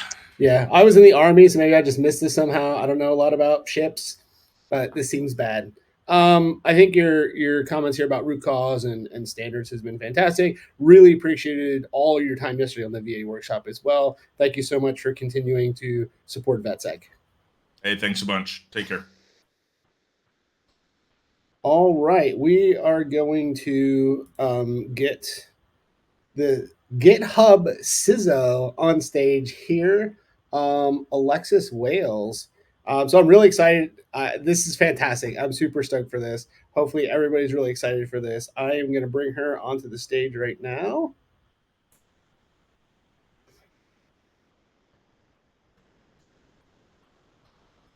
Good morning. Good morning. Can you hear me? I can hear you. Can you hear me? Okay, I can. I think you're good to go. Thank you so much for spending some time with us. We couldn't do this without all the time our speakers donate. So I'm really excited to hear your presentation today. I'm going to let you go ahead and take it away, though. Thank you so much, John. It was great to listen to the speakers before this morning as well. So I'm happy I had the opportunity to sign on early. Hi, everyone. Thank you so much for having me. Thank you for your service. Just to start off, my name is Lexis Wales. I am currently the CISO at GitHub. I think, like many of you, I wear a lot of hats. I'm a stepmother, I'm a wife, I'm a devoted yoga practitioner, and most importantly, I am a hopeful yet terrible horror fiction writer. So maybe the next time I see you guys, I will be a published author. That is my actual goal. But in the meantime, I've spent 22 years in security, and I'll give you a little bit of an overview of my career. I titled my talk today, An Accidental Journey to CISO. I'm sure many of you have heard different narratives about how folks have gotten to the CISO role or have gotten into security. This is just one. It's one lived experience. And I've intentionally built a little bit of time at the end so we can talk about anything specific that might be of interest or might be helpful. And of course, like all of the other speakers, I want to offer my contact information to any of you who might be looking for jobs. We've got some open at GitHub. I have lots of contacts at Microsoft and other places in the industries. So, please feel free to add me to your support network and to use me as a contact going forward. So a little bit about me. I use the word accidental in my accidental journey to CISO very deliberately. I never planned to be a CISO. Maybe some people do. I did not. In fact, when I was in graduate school, I was studying security policy. I was in college when the events of 9/11 happened. It was a very moving experience for me. I had family that was impacted. I was most, interested just from a personal experience of waking up one day and feeling insecure. I had felt secure the day before, and then 9/11 happened and things changed. And I thought to myself, well, this is interesting. The world can change in an instant. So as a college student, obviously that was very impactful for me. And I decided to pursue graduate studies in security policy to try to understand it from a human psychology perspective a little bit more deeply. So I always thought I'd be more of the academic type. I loved reading. I thought I loved writing. I liked thinking deeply about human behavior and what makes us feel safe. And I really dug into the psychology of security, but I never thought to myself, I'm going to try to run it. I'm going to try to lead a security program. I'm going to be honest, I could barely use a computer back then. This was a long time ago, and AOL was still new. So that was about the the earliest indications of my computer use were me on Instant Messenger, like messaging college friends for where party locations were. But fast forward 20 plus years, and here I am, the Chief Information Security Officer at GitHub. My path here definitely wasn't straight and it wasn't smooth, but it is full of lessons about grit, community, and curiosity, which are three themes that I've already heard this morning. So I can only imagine were major themes of the first couple of days of the conference as well. So I think this is interesting because it just reminds all of us, sometimes we stumble into careers at the beginning. My career in security started in a way that I could never have predicted, at a Gold's Gym, as one goes to in the morning when you're in college, in Northwest Washington, D.C. I was training for the Marine Corps Marathon. It was my first marathon. I was doing my cross-training day, taking a spin class, and my spin instructor asked me what graduate program I was in. She happened to work for the Department of Defense's Near East South Asia Center for Strategic Studies, which is a mouthful. But essentially, the NISA Center is a component of the National Defense University, which is kind of like a policy think tank for the Department of Defense. It offered a lot of track 2 opportunities where military, civilian professionals around the world would get together and talk about different security challenges that the world was facing. So she offered me an internship right there on the spot in the spin room at the Gold's Gym. And, I did have a moment where I thought, wow, my first break into national security is happening from a spin class, but, stranger things. So a little bit about the time at NISA, very early in my career, and why I kind of highlight this. I was surrounded by and had access to the most senior of security leaders, members of the senior executive service who had dedicated their entire careers to diplomacy and to preventing conflict. They were deeply read, deeply studied individuals. I was young, I was inexperienced, and I was totally in awe. I also had no idea how rare it was to have that level of access at that period of my career to those that were thinking so deeply about global security challenges and national defense and the security profession writ large. I had a mentor there, and I think mentorship is something that also is kind of a theme throughout my career, an incredibly important theme that's kept me grounded, and an important part of any security job, mentorship. I had a mentor there, a long-term SES. He had worked at both the State Department and the Department of Defense for many, many decades. He was brilliant. He was super curmudgeonly, and very, very widely read.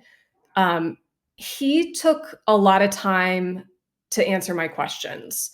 Our mentor-mentee relationship grew. My inventory of questions for him grew as I got a little bit braver on what I was kind of willing to ask and pursue. We'd sit and we'd go deep into, the whys of things, why societies fracture, why security matters, why leadership matters, why good leadership matters so much, why and does evil exist in the world. It was, very lightweight stuff for a young person working in security. He shaped how I think about security to this day. And I think that's part of what I really encourage for any of my mentees as well now, is to think deeply about some of these topics. And I've heard from the speakers earlier today that there is a lot of that going around in cybersecurity right now. He taught me that security is ultimately about people, our fears, our motivations, our sense of safety and belonging. So, early in that role, I really struggled with actually writing. Sitting and structuring complex research into papers and executive reports was something that did not come naturally to me. So, of course, I started to get a little bit lost, and I thought, well, I have no idea what I'm going to do now. I was surrounded by all of these policy types, and to be a policy analyst or a research associate supporting that level of security thinking, you really have to be able to sit and write. But I loved speaking, and I loved interacting with other research associates and the members of the faculty. I liked to make sense of complex ideas out loud, facilitating discussions and helping others understand while sharing my own kind of learning process and aha moments. And I started to realize that maybe I wasn't meant to be, the quiet researcher in the corner. Maybe I could have a different type of career path. And my career could be helping others make sense of security through communication and connection. So that was a pivot point for me. A few years later, I joined the Department of Homeland Security. And of course, we're going in the Wayback Machine. So this was when Department of Homeland Security was like the wild, wild west. It was a brand new agency. I joined what was then called the National Protection and Programs Directorate, or NPPD. And the culture shock was real for me. This was a transition that I was not prepared for. At NISA, I had worked under very deeply seasoned senior executives. They had military backgrounds, they had deep civilian leadership and security program backgrounds. And at DHS, especially in the early 2000s, the SES Corps was very young and very inexperienced, which was both incredibly unsettling for me and also inspiring. It showed me that leadership isn't just for people at the end of their careers, but it was something that could be possible earlier if we were willing to work and take the leap. So NPPD was my first time kind of being in what I'll call a pure hustle culture. There was no sleep, there was no process, there was very little structure. We were well, we felt responsible for risk management across all critical infrastructure in the United States.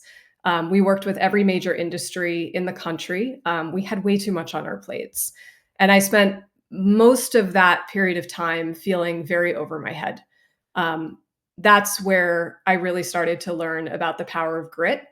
Back then, I didn't have the language for it. I would never have called it grit. Today, in reflection, I'm like, yep, that's when I started to discover the power of grit, and what it can bring to a career and to a life. When you're in an environment with little process, constant crisis, and a massive scope, you really have two choices. You could shut down, or you can get curious and you can learn fast. And I chose to get curious and to learn fast. Um, Fast forward a bit, 2018.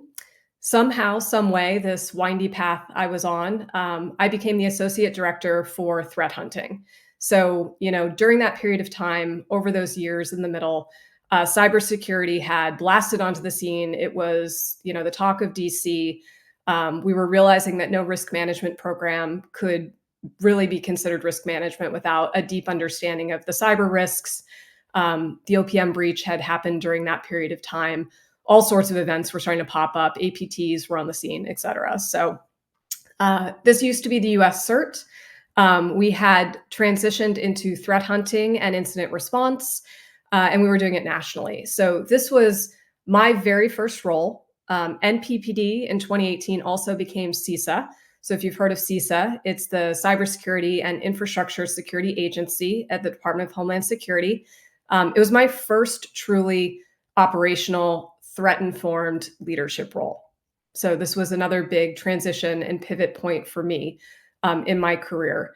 Suddenly, I was responsible for national level cybersecurity response programs, and we were chasing APT all over the place with NSA and others. I was working on the classified and the unclassified side of things. And I'll be very honest, this was the closest that I ever came to burnout in my career, which taught me a lot. The tempo was relentless. I was trying to learn advanced technical concepts while managing national security incidents that were reaching the highest levels, of course, to include the White House. And for any and all of you who have had to report to the National Security Council on their tempo, that is a relentless drumbeat, and trying to both manage a national level incident response with the private sector while doing that level of reporting is not for the faint of heart. And so fast forward a bit, what pops on the scene, of course, is our favorite incident of the last 5 or 6 years, or at least one of the ones that made the biggest news, SolarWinds. So there was one moment early in the SolarWinds incident response that I'll never forget. My threat hunting lead had walked me through the attack path the adversaries has used. This was very, very early days of learning about this particular incident.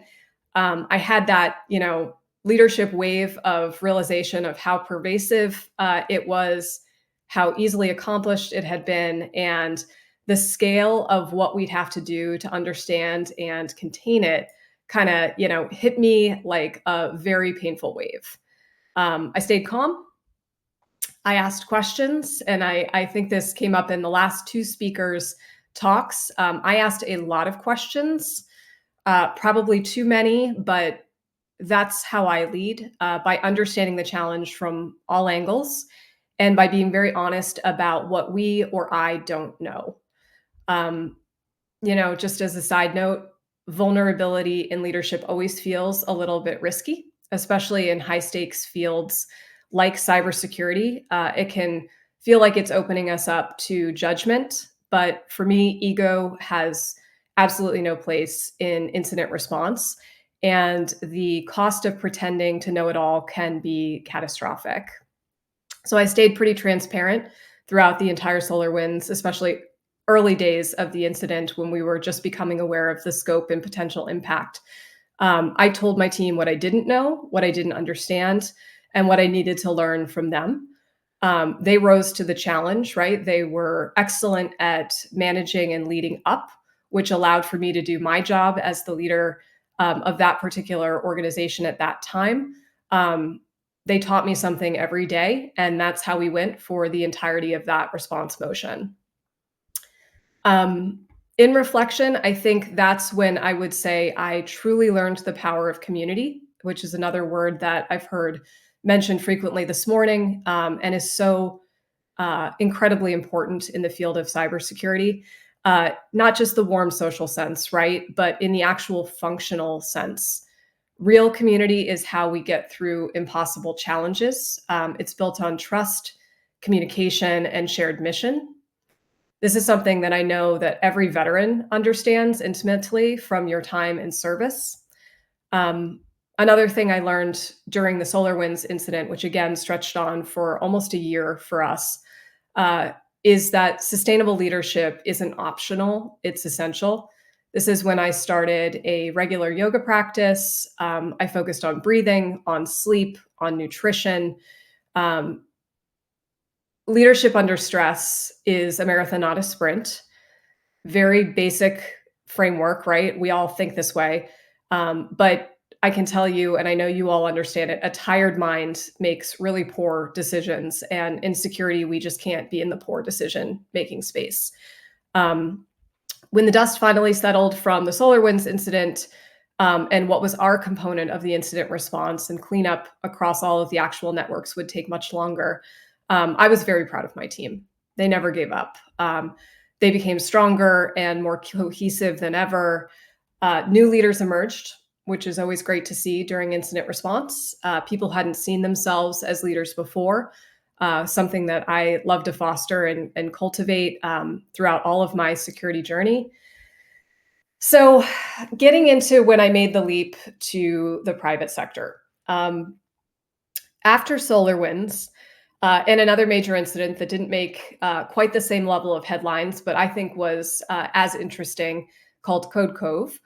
Um, I got really, really, really interested in this thing called software security and what software security was doing or not doing for cybersecurity. Um, what the connections were. I mean, all the basics. You guys get it. I was like, how on earth are we going to solve this problem of supply chain attacks? This was like the early 2020s. Still a big thing, right? So CodeCo, for those of you who are not familiar, a tool used by developers to measure code coverage. It also experienced a major supply chain attack in 2021. The breach didn't affect CodeCo's platform itself, but it created downstream risk, something we're very familiar with today. Any system using the tainted uploader could have sensitive information leaked, leading to possible compromise of private source code, cloud services, or internal tools. When I was first getting briefed on this, when it was in the very early stages, I was like, oh, shit, like, this is not good. Because we were watching all this from the national level, looking at critical infrastructure, the dependencies, the potential impact, the risk.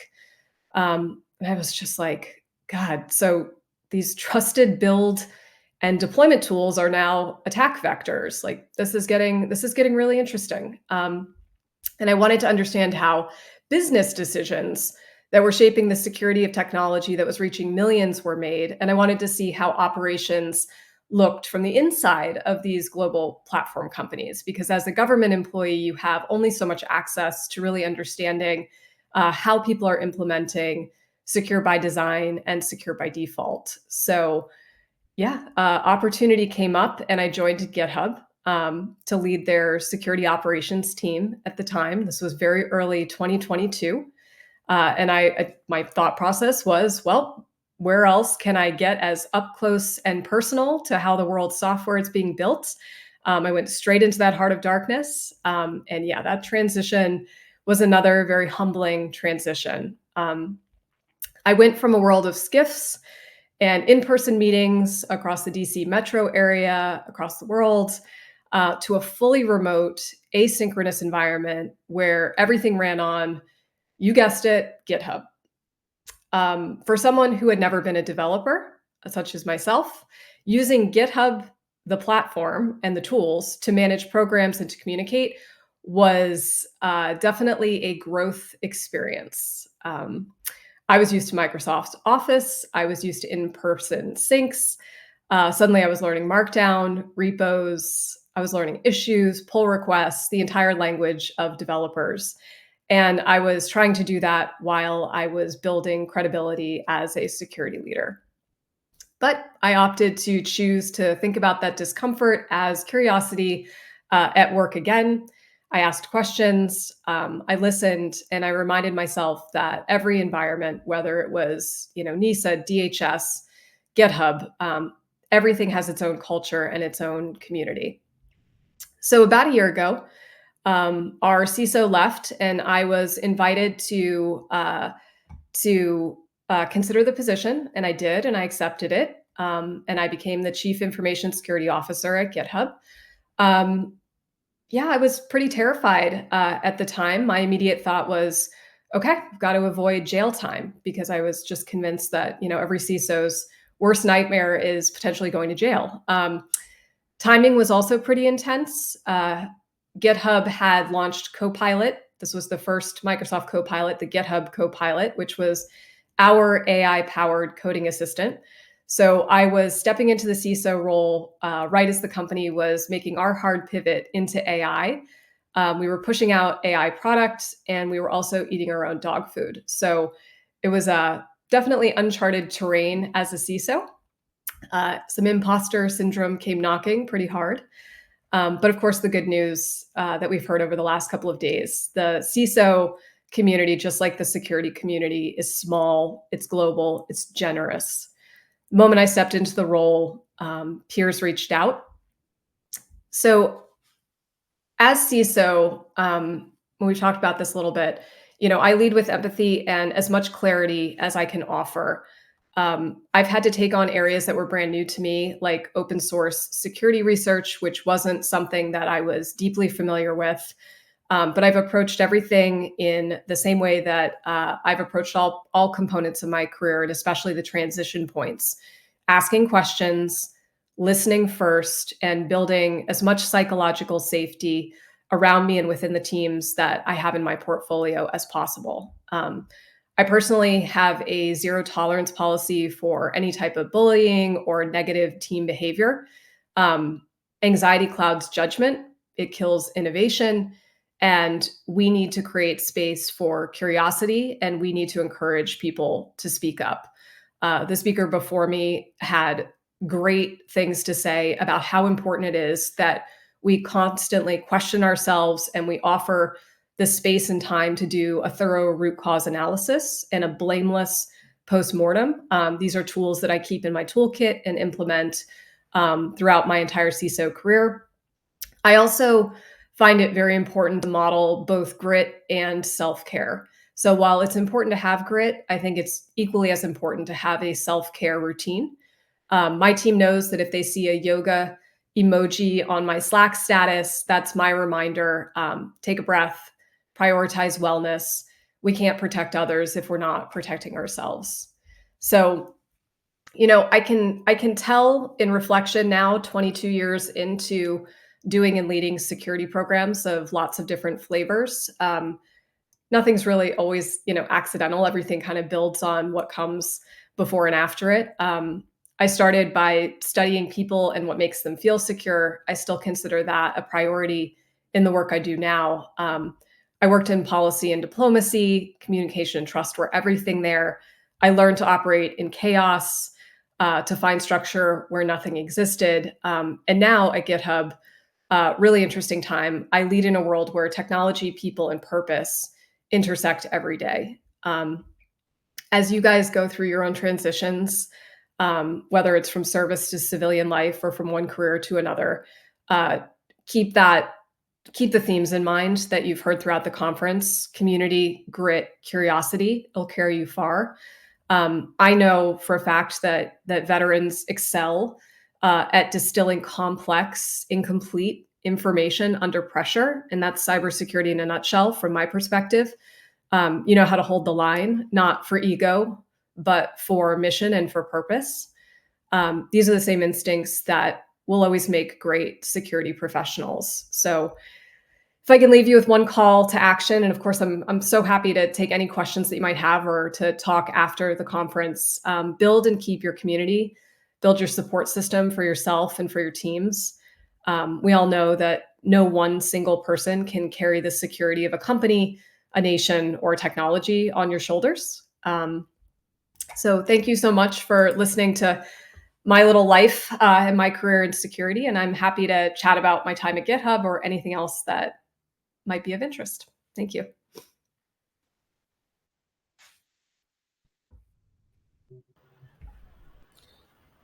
I think our first question is from Tom. Is there a way that people can connect with you? Oh, yes. John, can I give you some contact information and you can push it out to anyone who's interested? Yeah, definitely. Yeah. Okay. I mean, That I'm on sounds great. LinkedIn, but I was told yesterday that my LinkedIn is locked down. I didn't even know that was a thing. So I will make sure it's we can make it available to anyone who's interested. That's great. Again, thanks so much for your time. Really interesting story. I know some other friends who worked at CISA before it was CISA. That was my last government agency I was supporting when I was at Booz Allen Hamilton before I moved over to Google. So there's a lot of connections around DHS and CISA. Ron is interested if you do have any advice for people breaking into cybersecurity. Oh, sure. I mean, you're going to hear this from anyone that you ask that question to, I'm sure. But my perspective is, try a couple of different paths.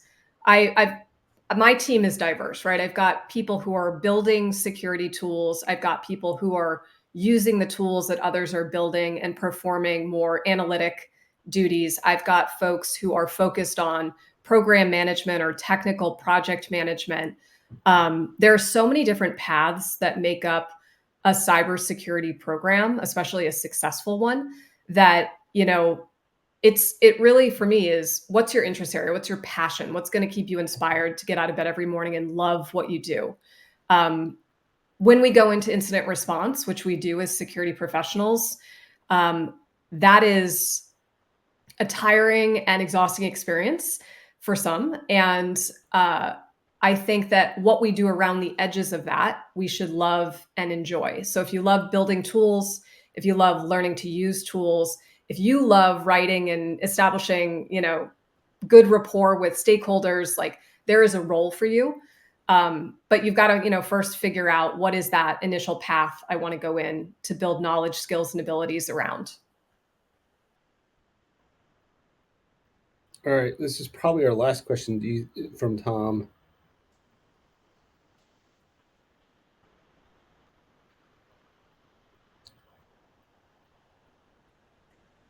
Building experience quickly. It's a great question, Tom. Oh, I see. Okay. Sorry. I was, okay. Okay. So most executive roles are still asking for decade plus. Oh, well, I mean, again, for me, when I hire, especially now, I really lean on referral networks. So this is why I always say, I think community is so important. I have met people who are fantastic at their job after 1 year. So I try not to set in our hiring criteria any hard and fast rules for, you have to have 5 years or 10 years. For me, I really work through referrals and working on getting to know people who are interested in starting in the field, finding opportunities to get in the door. And then once you're in the door, of course, you're constantly being given opportunity to step up and lead or to perform in additional ways outside of just the immediate job scope. So, yeah, no, I totally get it. And that's a deep question. So happy to chat more about how to move into executive roles faster. All right, Alexis, thank you so much for your time. That was a great presentation, really insightful. Maybe we'll be able to have you back next year. So thanks. Have a great rest of your weekend. Thank you so much. Networking, people. How many times have we heard networking? All right, I am going to bring Brad on stage. He's our next speaker. He's doing back-to-back presentations from B-Sides Colorado and VetSecCon. So I'm really glad we were able to make the schedule work out for Brad. I'm going to bring him on screen and then see if he has some slides, or is he also not using slides? Hello. Hello, John. You're muted. There we go. Hello, John. I do have some slides. All right. If you hit the present anything, you will be able to share a window or a screen, and then I can bring that up for you. Well, I can share. I'll share. I'll share screen. Which screen am I going to share? I got it. Perfect. All right. Can you see my screen? I have to bring it onto the stage. One second. We are seeing a view of your PowerPoint. I don't know if you need to maximize that. There we go. All right, Brad, I'm going to get out of your way and let you go. Thank you so much. Awesome. Thanks, John. Hey, everyone. Nice to be here today. As John mentioned, I literally jumped out of a 15-minute talk from here at B-Sides, Colorado Springs to come over here because I really love this conference, and it's been a pleasure to speak here the last couple of years. I want to apologize if there's background noise, but there's a whole horde of people here today, which is really awesome. So I'm Brad. I'm the terminal colonel. There's multiple meanings to my little, thing right there, and you can ask me about that later. But I wanted to talk today about information sharing. And this sort of goes in the vein. It's very similar to when you think about networking, right?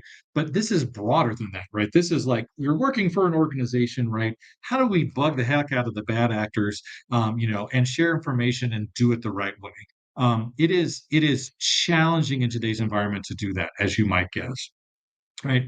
Quick agenda. We'll touch on some stuff like that, right? So this is me in my, this is VetSecCom. So I am a cyber warfare colonel in the Army Reserve right now. And for those of you that are transitioning off of active duty, and whether you've been in long term or short term or whatever the case may be, or leaving the reserves or the guard, right? I've done that multiple times now over my career, like I think 5. And so if you want to talk to somebody about that, feel free to hit me up. In my day job, I work for the Department of Energy at the Energy Threat Analysis Center, where I get to work hand in glove with industry partners on information sharing, which is kind of why I wanted to do this talk. And then all sorts of fun stuff there. I am certainly open to LinkedIn connections, right? So if you if I say something you like and you want to hit me up and give me a follow there, that's great. Sometimes I post, sometimes I not. It's a little more challenging today in the operating environment with the government, so I'm posting a little less these days. But I do try to post stuff that I find that's really important to the community. So a couple disclaimers here, right? The information sharing is key to imposing costs on bad guys, period, full stop. Okay. So if we're not sharing information as cyber defenders, right, we're doing something absolutely totally wrong. And we'll get to that here in a second. My presentation today, have to put the disclaimer in there, does not necessarily represent any official position of my 2 employers, the Department of Energy or the U.S. Army. So now that that's out of the way, quick review of cyber threats. There's cyber bad guys out there. Shocking, I know, right? Left to right, you've got China and Volt and Salt Typhoon. Russia, you have that's sort of the micro. It's really kind of small, but that's sort of the listing of all of the Russian APT groups that have been going after Ukraine. Iran is out there, right? That is a screen grab of an OT, an operational technology controller, that was aggressed by the cyber avengers. And so that's something that happens, right? And then you've got DPRK. Hopefully, none of you have been beat out for a job by DPRK IT workers. This is a real thing, right? All of the peoples that are listed there on that screen from the screenshot from the FBI are actual threat actors that have gotten jobs with legitimate companies in the United States, and have been basically stealing them blind. Not super cool. Okay. China is really concerning these days because they are probably the most active cyber threat actor right now, right? If you've heard of the typhoons, the pandas, pick a thing, right? Those groupings of threat actors are really, really doing bad stuff. Speaking of that, I love it when the bad actors give me stuff to talk about when I do talks like this, right? If you've not read the Joint Cybersecurity Advisory on countering Chinese state-sponsored actors' compromise of networks worldwide to defeat the global espionage system. Boy, that's a really long title, isn't it? You should. Um, the three companies that are listed there, I will spare you my bad Chinese pronunciations, but suffice it to say, those three companies are Salt Typhoon. They were hired and are leveraged by the People's Liberation Army and the Ministry of State Security units to go and steal information. So, and it's your information, right? Like if you have Verizon or AT&T or Comcast or Xfinity or blah blah blah, any of the big telcos out there and ISPs, right? Guess what? Your data potentially was taken in the dragnet that Salt Typhoon has been running, right? Because they're just hoovering up information based on the access they have, right? That's why we got to share information, right? Is because, you know, we didn't know that until effectively it came out in the news. And then we started to peel the onion back and we went, oh, that's bad. And then we peeled the onion back even more and we said, oh, that's really bad. And it continues to be bad, right? And don't believe the hype that somehow the telcos have actually eradicated and got salt food out of their environments. I don't necessarily agree with that assessment.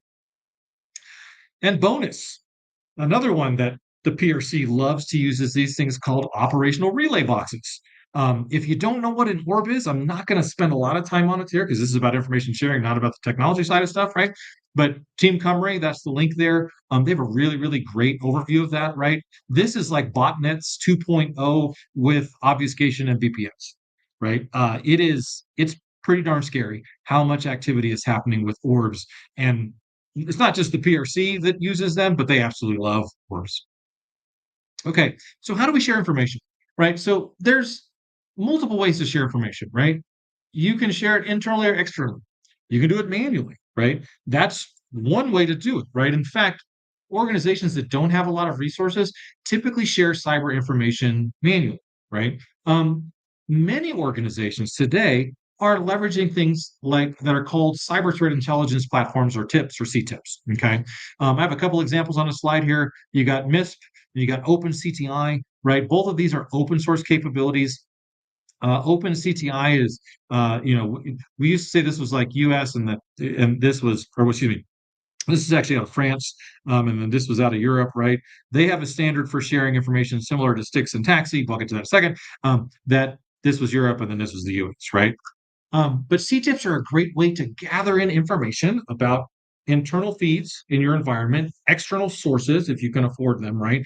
And then do correlation, right? And think like spiderweb mappings of connectivity, right?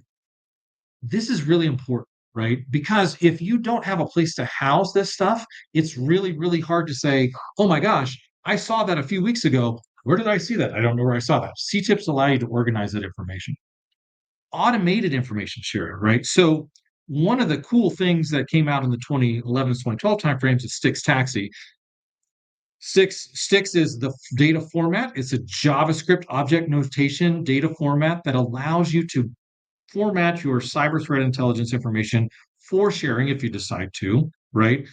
In a really, really structured way, right? That can be ingested and then mapped in somebody else's environment, right? The great thing about Stix and Taxi is that it can do anonymization, right? So you can safely share automated information with entities in, say, your industry vertical, but but you don't have to give away the entire farm, and that's really important, right?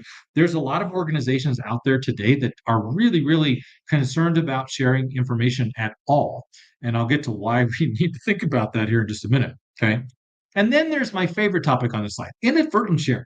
Okay, so you probably don't want to just put a bunch of data out on the internet. That's a terrible idea, right?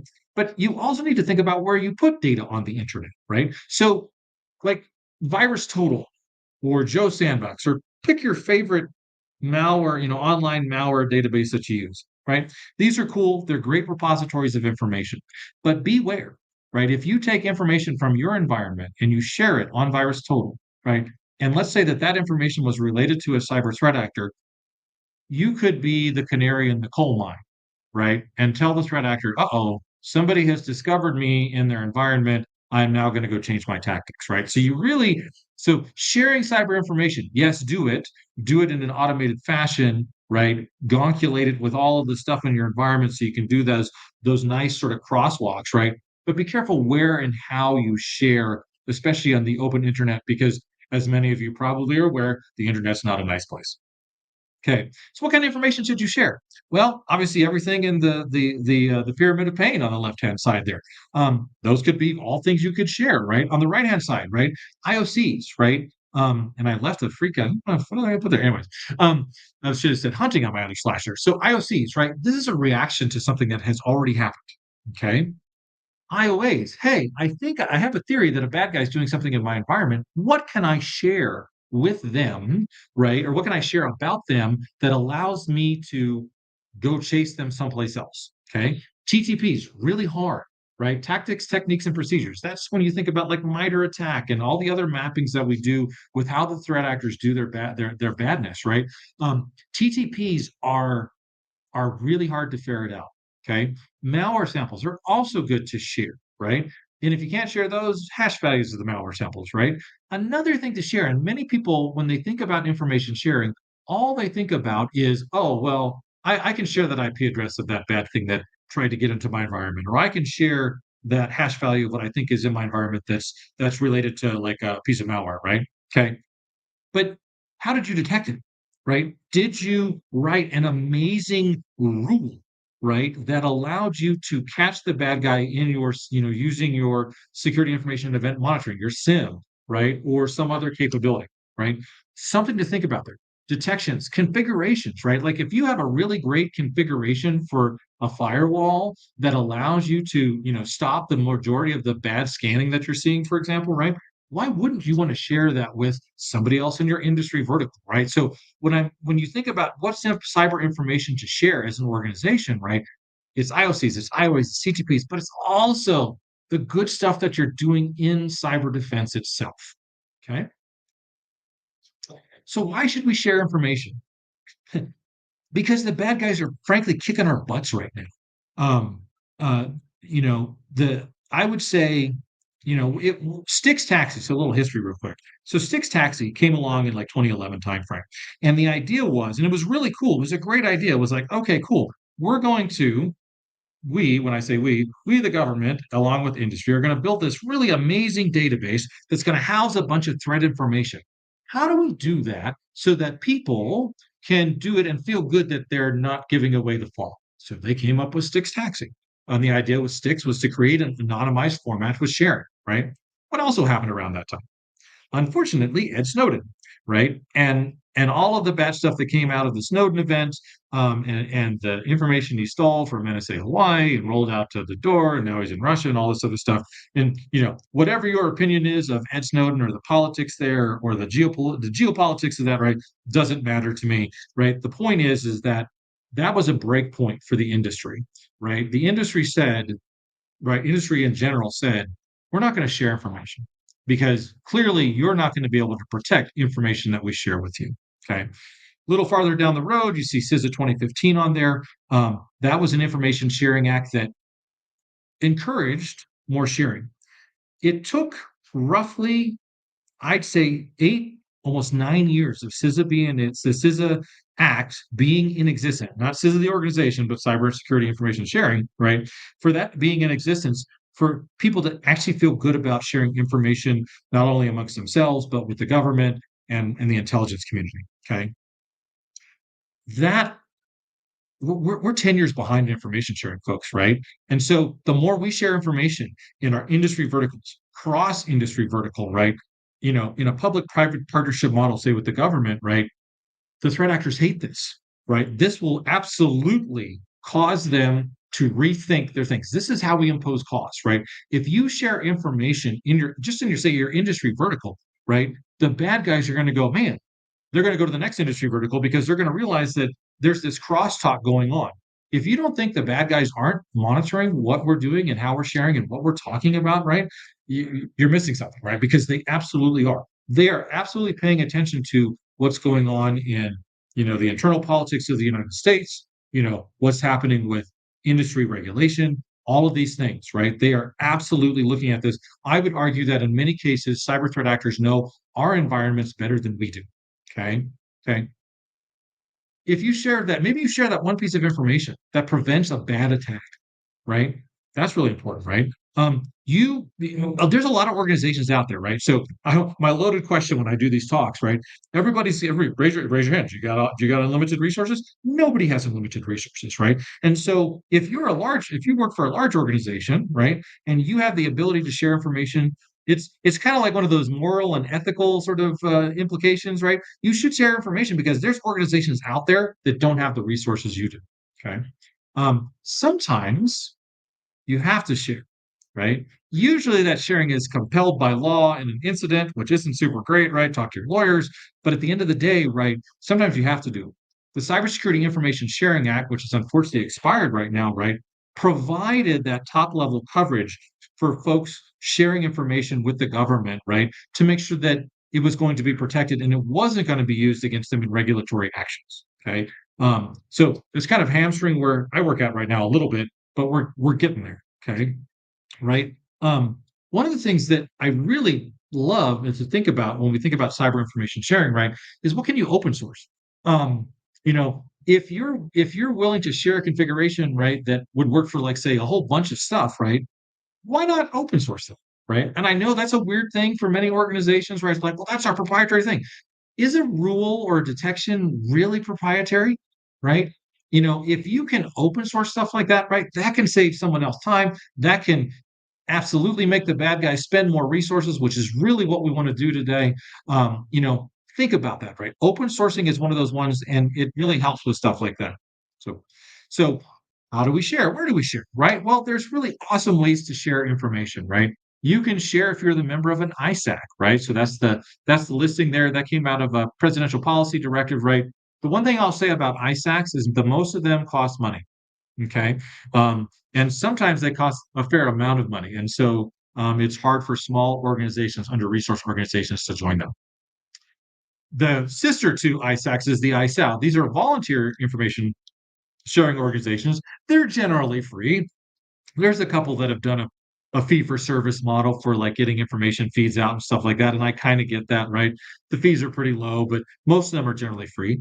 If you don't know what InfraGard is, right, that's an interaction point with law enforcement, specifically FBI, right? That is something you can join for free. And if there's a small amount of vetting. Another one that I totally recommend is learn your fusion centers in your states, right? They have a lot of great resources, right? And they're always looking to integrate and talk to other organizations, that they may not have thought about, or an industry vertical they haven't thought about, right? These are places that not only you can share information with and feel good that that information is going to go get to the right sort of vertical that you're in, right? But these are also organizations, right, that will ensure that you get information back from the share. Okay, and that's probably one of those big things when we talk about the sales pitch, right? How do you sell this, right? How do you share information? How do you go to your bosses and say, "Hey, I think we really should share information," right? Well, right? First of all, it can save money, right? Because that's like we just talked about, that sharing can be a two-way street. Okay. You might get information from an ISAC, an ISAL, InfraGard, or a fusion center, right? That stops a significant cyber incident, for your organization, right? So think about that, right? You might have to do it, right? Practical example today. Um, F5. If you guys have not read about the F5 breach that's ongoing in various places, right, across the FedGov space and across multiple industry sectors and verticals, right, you probably should. But F5 is one of those ones where they were really cagey about sharing and putting information out and stuff like that. And they were compelled to by the Securities and Exchange Commission, right, because they're a publicly traded company, right, and basically, my opinion anyways, the SEC folks went to our friends at F5 and said, "Hey, that whole thing that's happening with Solar Winds, that was the indictment of the CISO. Yeah, that's going to happen to you if you don't get this information out." Because F5 knew about the problem with their stuff for months before they actually released it, right? So that's super concerning, right? So, improves the bottom line and brand recognition, right? Here's the thing, right? We have got to get over ourselves, right? If we don't start regularly sharing information and pieces of information about incidents, attacks, things that have happened in our environments, right? So that A, it can prevent other things from happening, but B, right, we're getting out in front of it, right? People are going to stop losing trust in our brand, right? think about the Target breach in 2014, right? It took Target roughly 10, probably about 9 to 10 years to get back up to the level of sales that it had, right? I mean, or when the breach happened, right? Because when the breach happened, people stopped going to Target because they didn't trust that Target could protect their data, right? So had Target been upfront about all the stuff that had happened, right, and was, open and honest and shared that information, right, they wouldn't have lost the money that they did, right? So super important thing to think about, right? It's a benefit to the community, right? Today, right, and this is like I love VetSecCon because it's all about the community, right? But at the end of the day, right, sharing information is about the community, right? And here's the thing, if you share, right, others are going to be willing to share as well. Okay. It is not, this is like, you don't do this stuff in a vacuum, right? It's super important to think about the sharing piece here, right? Like, look at even if you're just sharing in your industry vertical, right? There's a huge amount of value there in building that trust. And I'll talk about how that kind of works here in just a second, right? Start small, right? Most people go, oh, I want to just jump in and share some stuff like that. Don't, right? Most organizational executives, right, are going to freak out when you say you want to share information about your company. Okay. And rightfully so, right? And they should think about those things, right? But here's the thing, like if you're speaking at a con, like I was at B-Sides earlier, I'm at B-Sides today, right? And I'm here at the SecCon as well. If you're at a con sharing information, that's information sharing, right? Like you don't know who is going to benefit from the stuff that you're talking about. Like the talk I just did here at B-Sides, right? Really cool talk, right? People hopefully learn some stuff because I was talking about stuff that many people did. Again, you come to cons to learn stuff about stuff you don't know, right? And that's the beauty of these things, right? But just sharing information at a small, like a con, right? That's a really easy, in my mind, low threat way to start the information sharing sales pitch if you have a company or organization or a boss who is kind of reticent to those kinds of things. I'm a huge fan, as you might imagine, of the public-private partnership model. So in my day job, I mentioned I work for the Energy Threat Analysis Center, right? We have 17 industry sector partners that sit side by side with myself, my boss, and others from the government and our national labs, right? It is amazing, right? It's an amazing thing to see, right? But what's even more amazing is the trust that our industry partners have with each other, right? They are absolutely willing to pick up the phone in the middle of the night and call their industry analysts that they sit side by side with in the ETAC and say, hey, we saw this weird thing in our environment. What do you guys think? Right? Is this something that we should be concerned about? Right? Is how are you detecting this? Right? That's the beauty of this, right? If you start to share information, at least in that sort of, that adjacent, mission partner in your industry vertical, right? You're going to be amazed at the types of information and trust that you build from that sharing. So some quick summaries, right? You should share information. The bad guys hate it. If you're like me, I want to piddle off the bad guys. It's totally my mantra in life. The more I can make China mad at me and want to arrest me if I ever went there, the better off I'm doing, right? Don't forget that two-way street, right?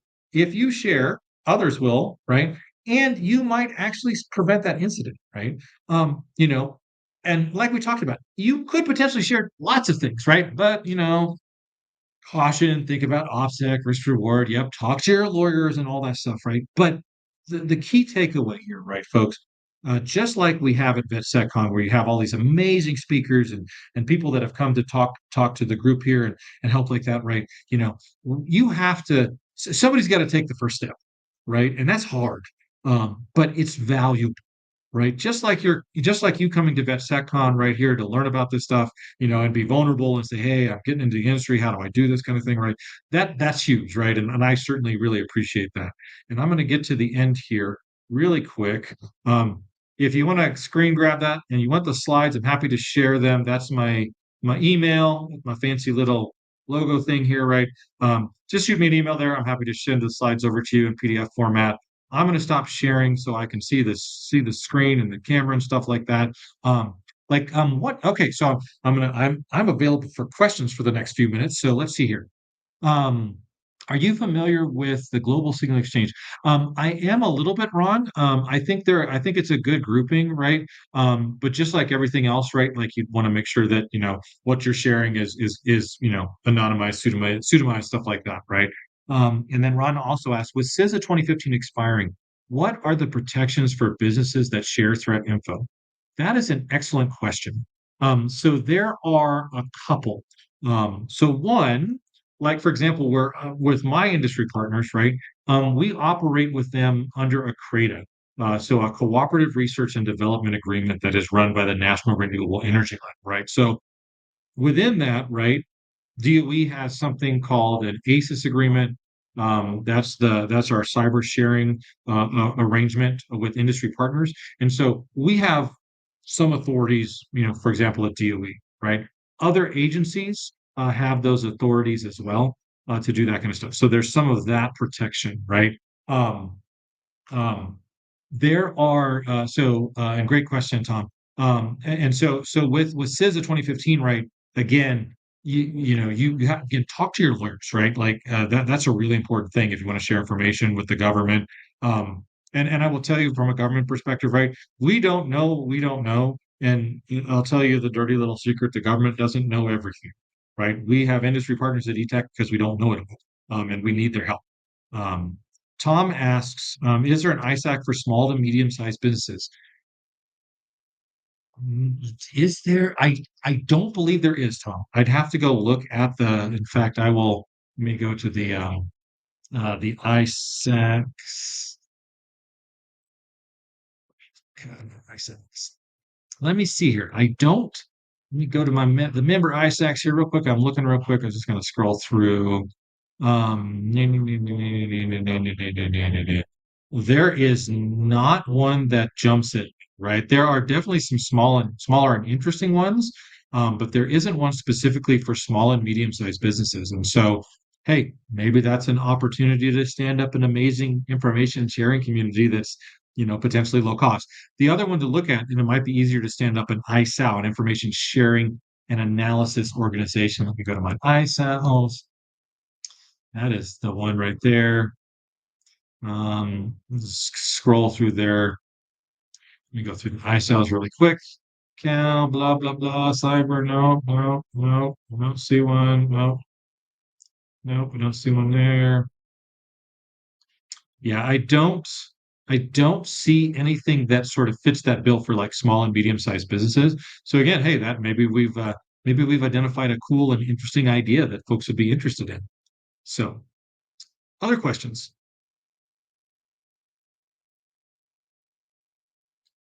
Um, Cool. Well, if no other questions, I am going to do this. I'll put my LinkedIn in the chat pod real quick here. I did the wrong thing.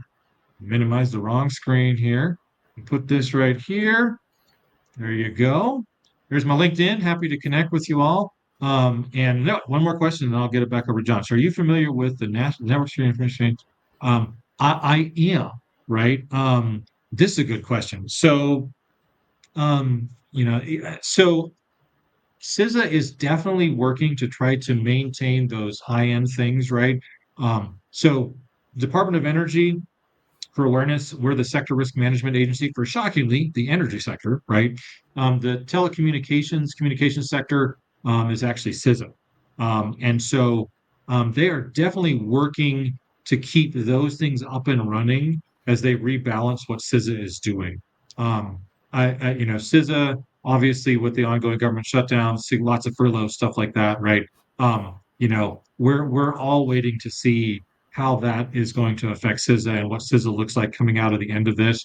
But they're definitely trying to pare CISA down to be more focused on CISA stuff that the current administration believes they should be working on. And that's obviously administrations change, and this is the kind of stuff that happens. I'm hopeful that continues on because I think that's also a very valuable group. And John, I'm at time. So thank you, VetSec and VetSecCon. Appreciate it. And I hope to see you all here next year. Thanks, Brad, so much, especially doing the dual presentations today. Good luck with the rest of B-Sides Colorado Springs. Awesome. Yep, absolutely. Thank you. Have a great day, everybody. Take care. Bye. Um, I did see, I put in a couple of links there for MISP communities, including First. So you do have to be a First member, but it looks like that membership is maybe $2,800 a year. So perhaps even for a medium-sized business, that is potentially doable. There's a couple other ones on there that I am just not as familiar with that I would honestly have to like go look at to see whether they were applicable or not for sharing information. We are at our first lunch break, so go get some lunch or brunch or breakfast or coffee or water or other beverages or sit outside in the sunlight for to get some vitamin D for a couple of minutes. We come back at 1 p.m. Eastern with my friend Nicole Hoffman, Confessions of a CTI Baddie. You won't want to miss that. So I will see you in about 28 minutes, everybody.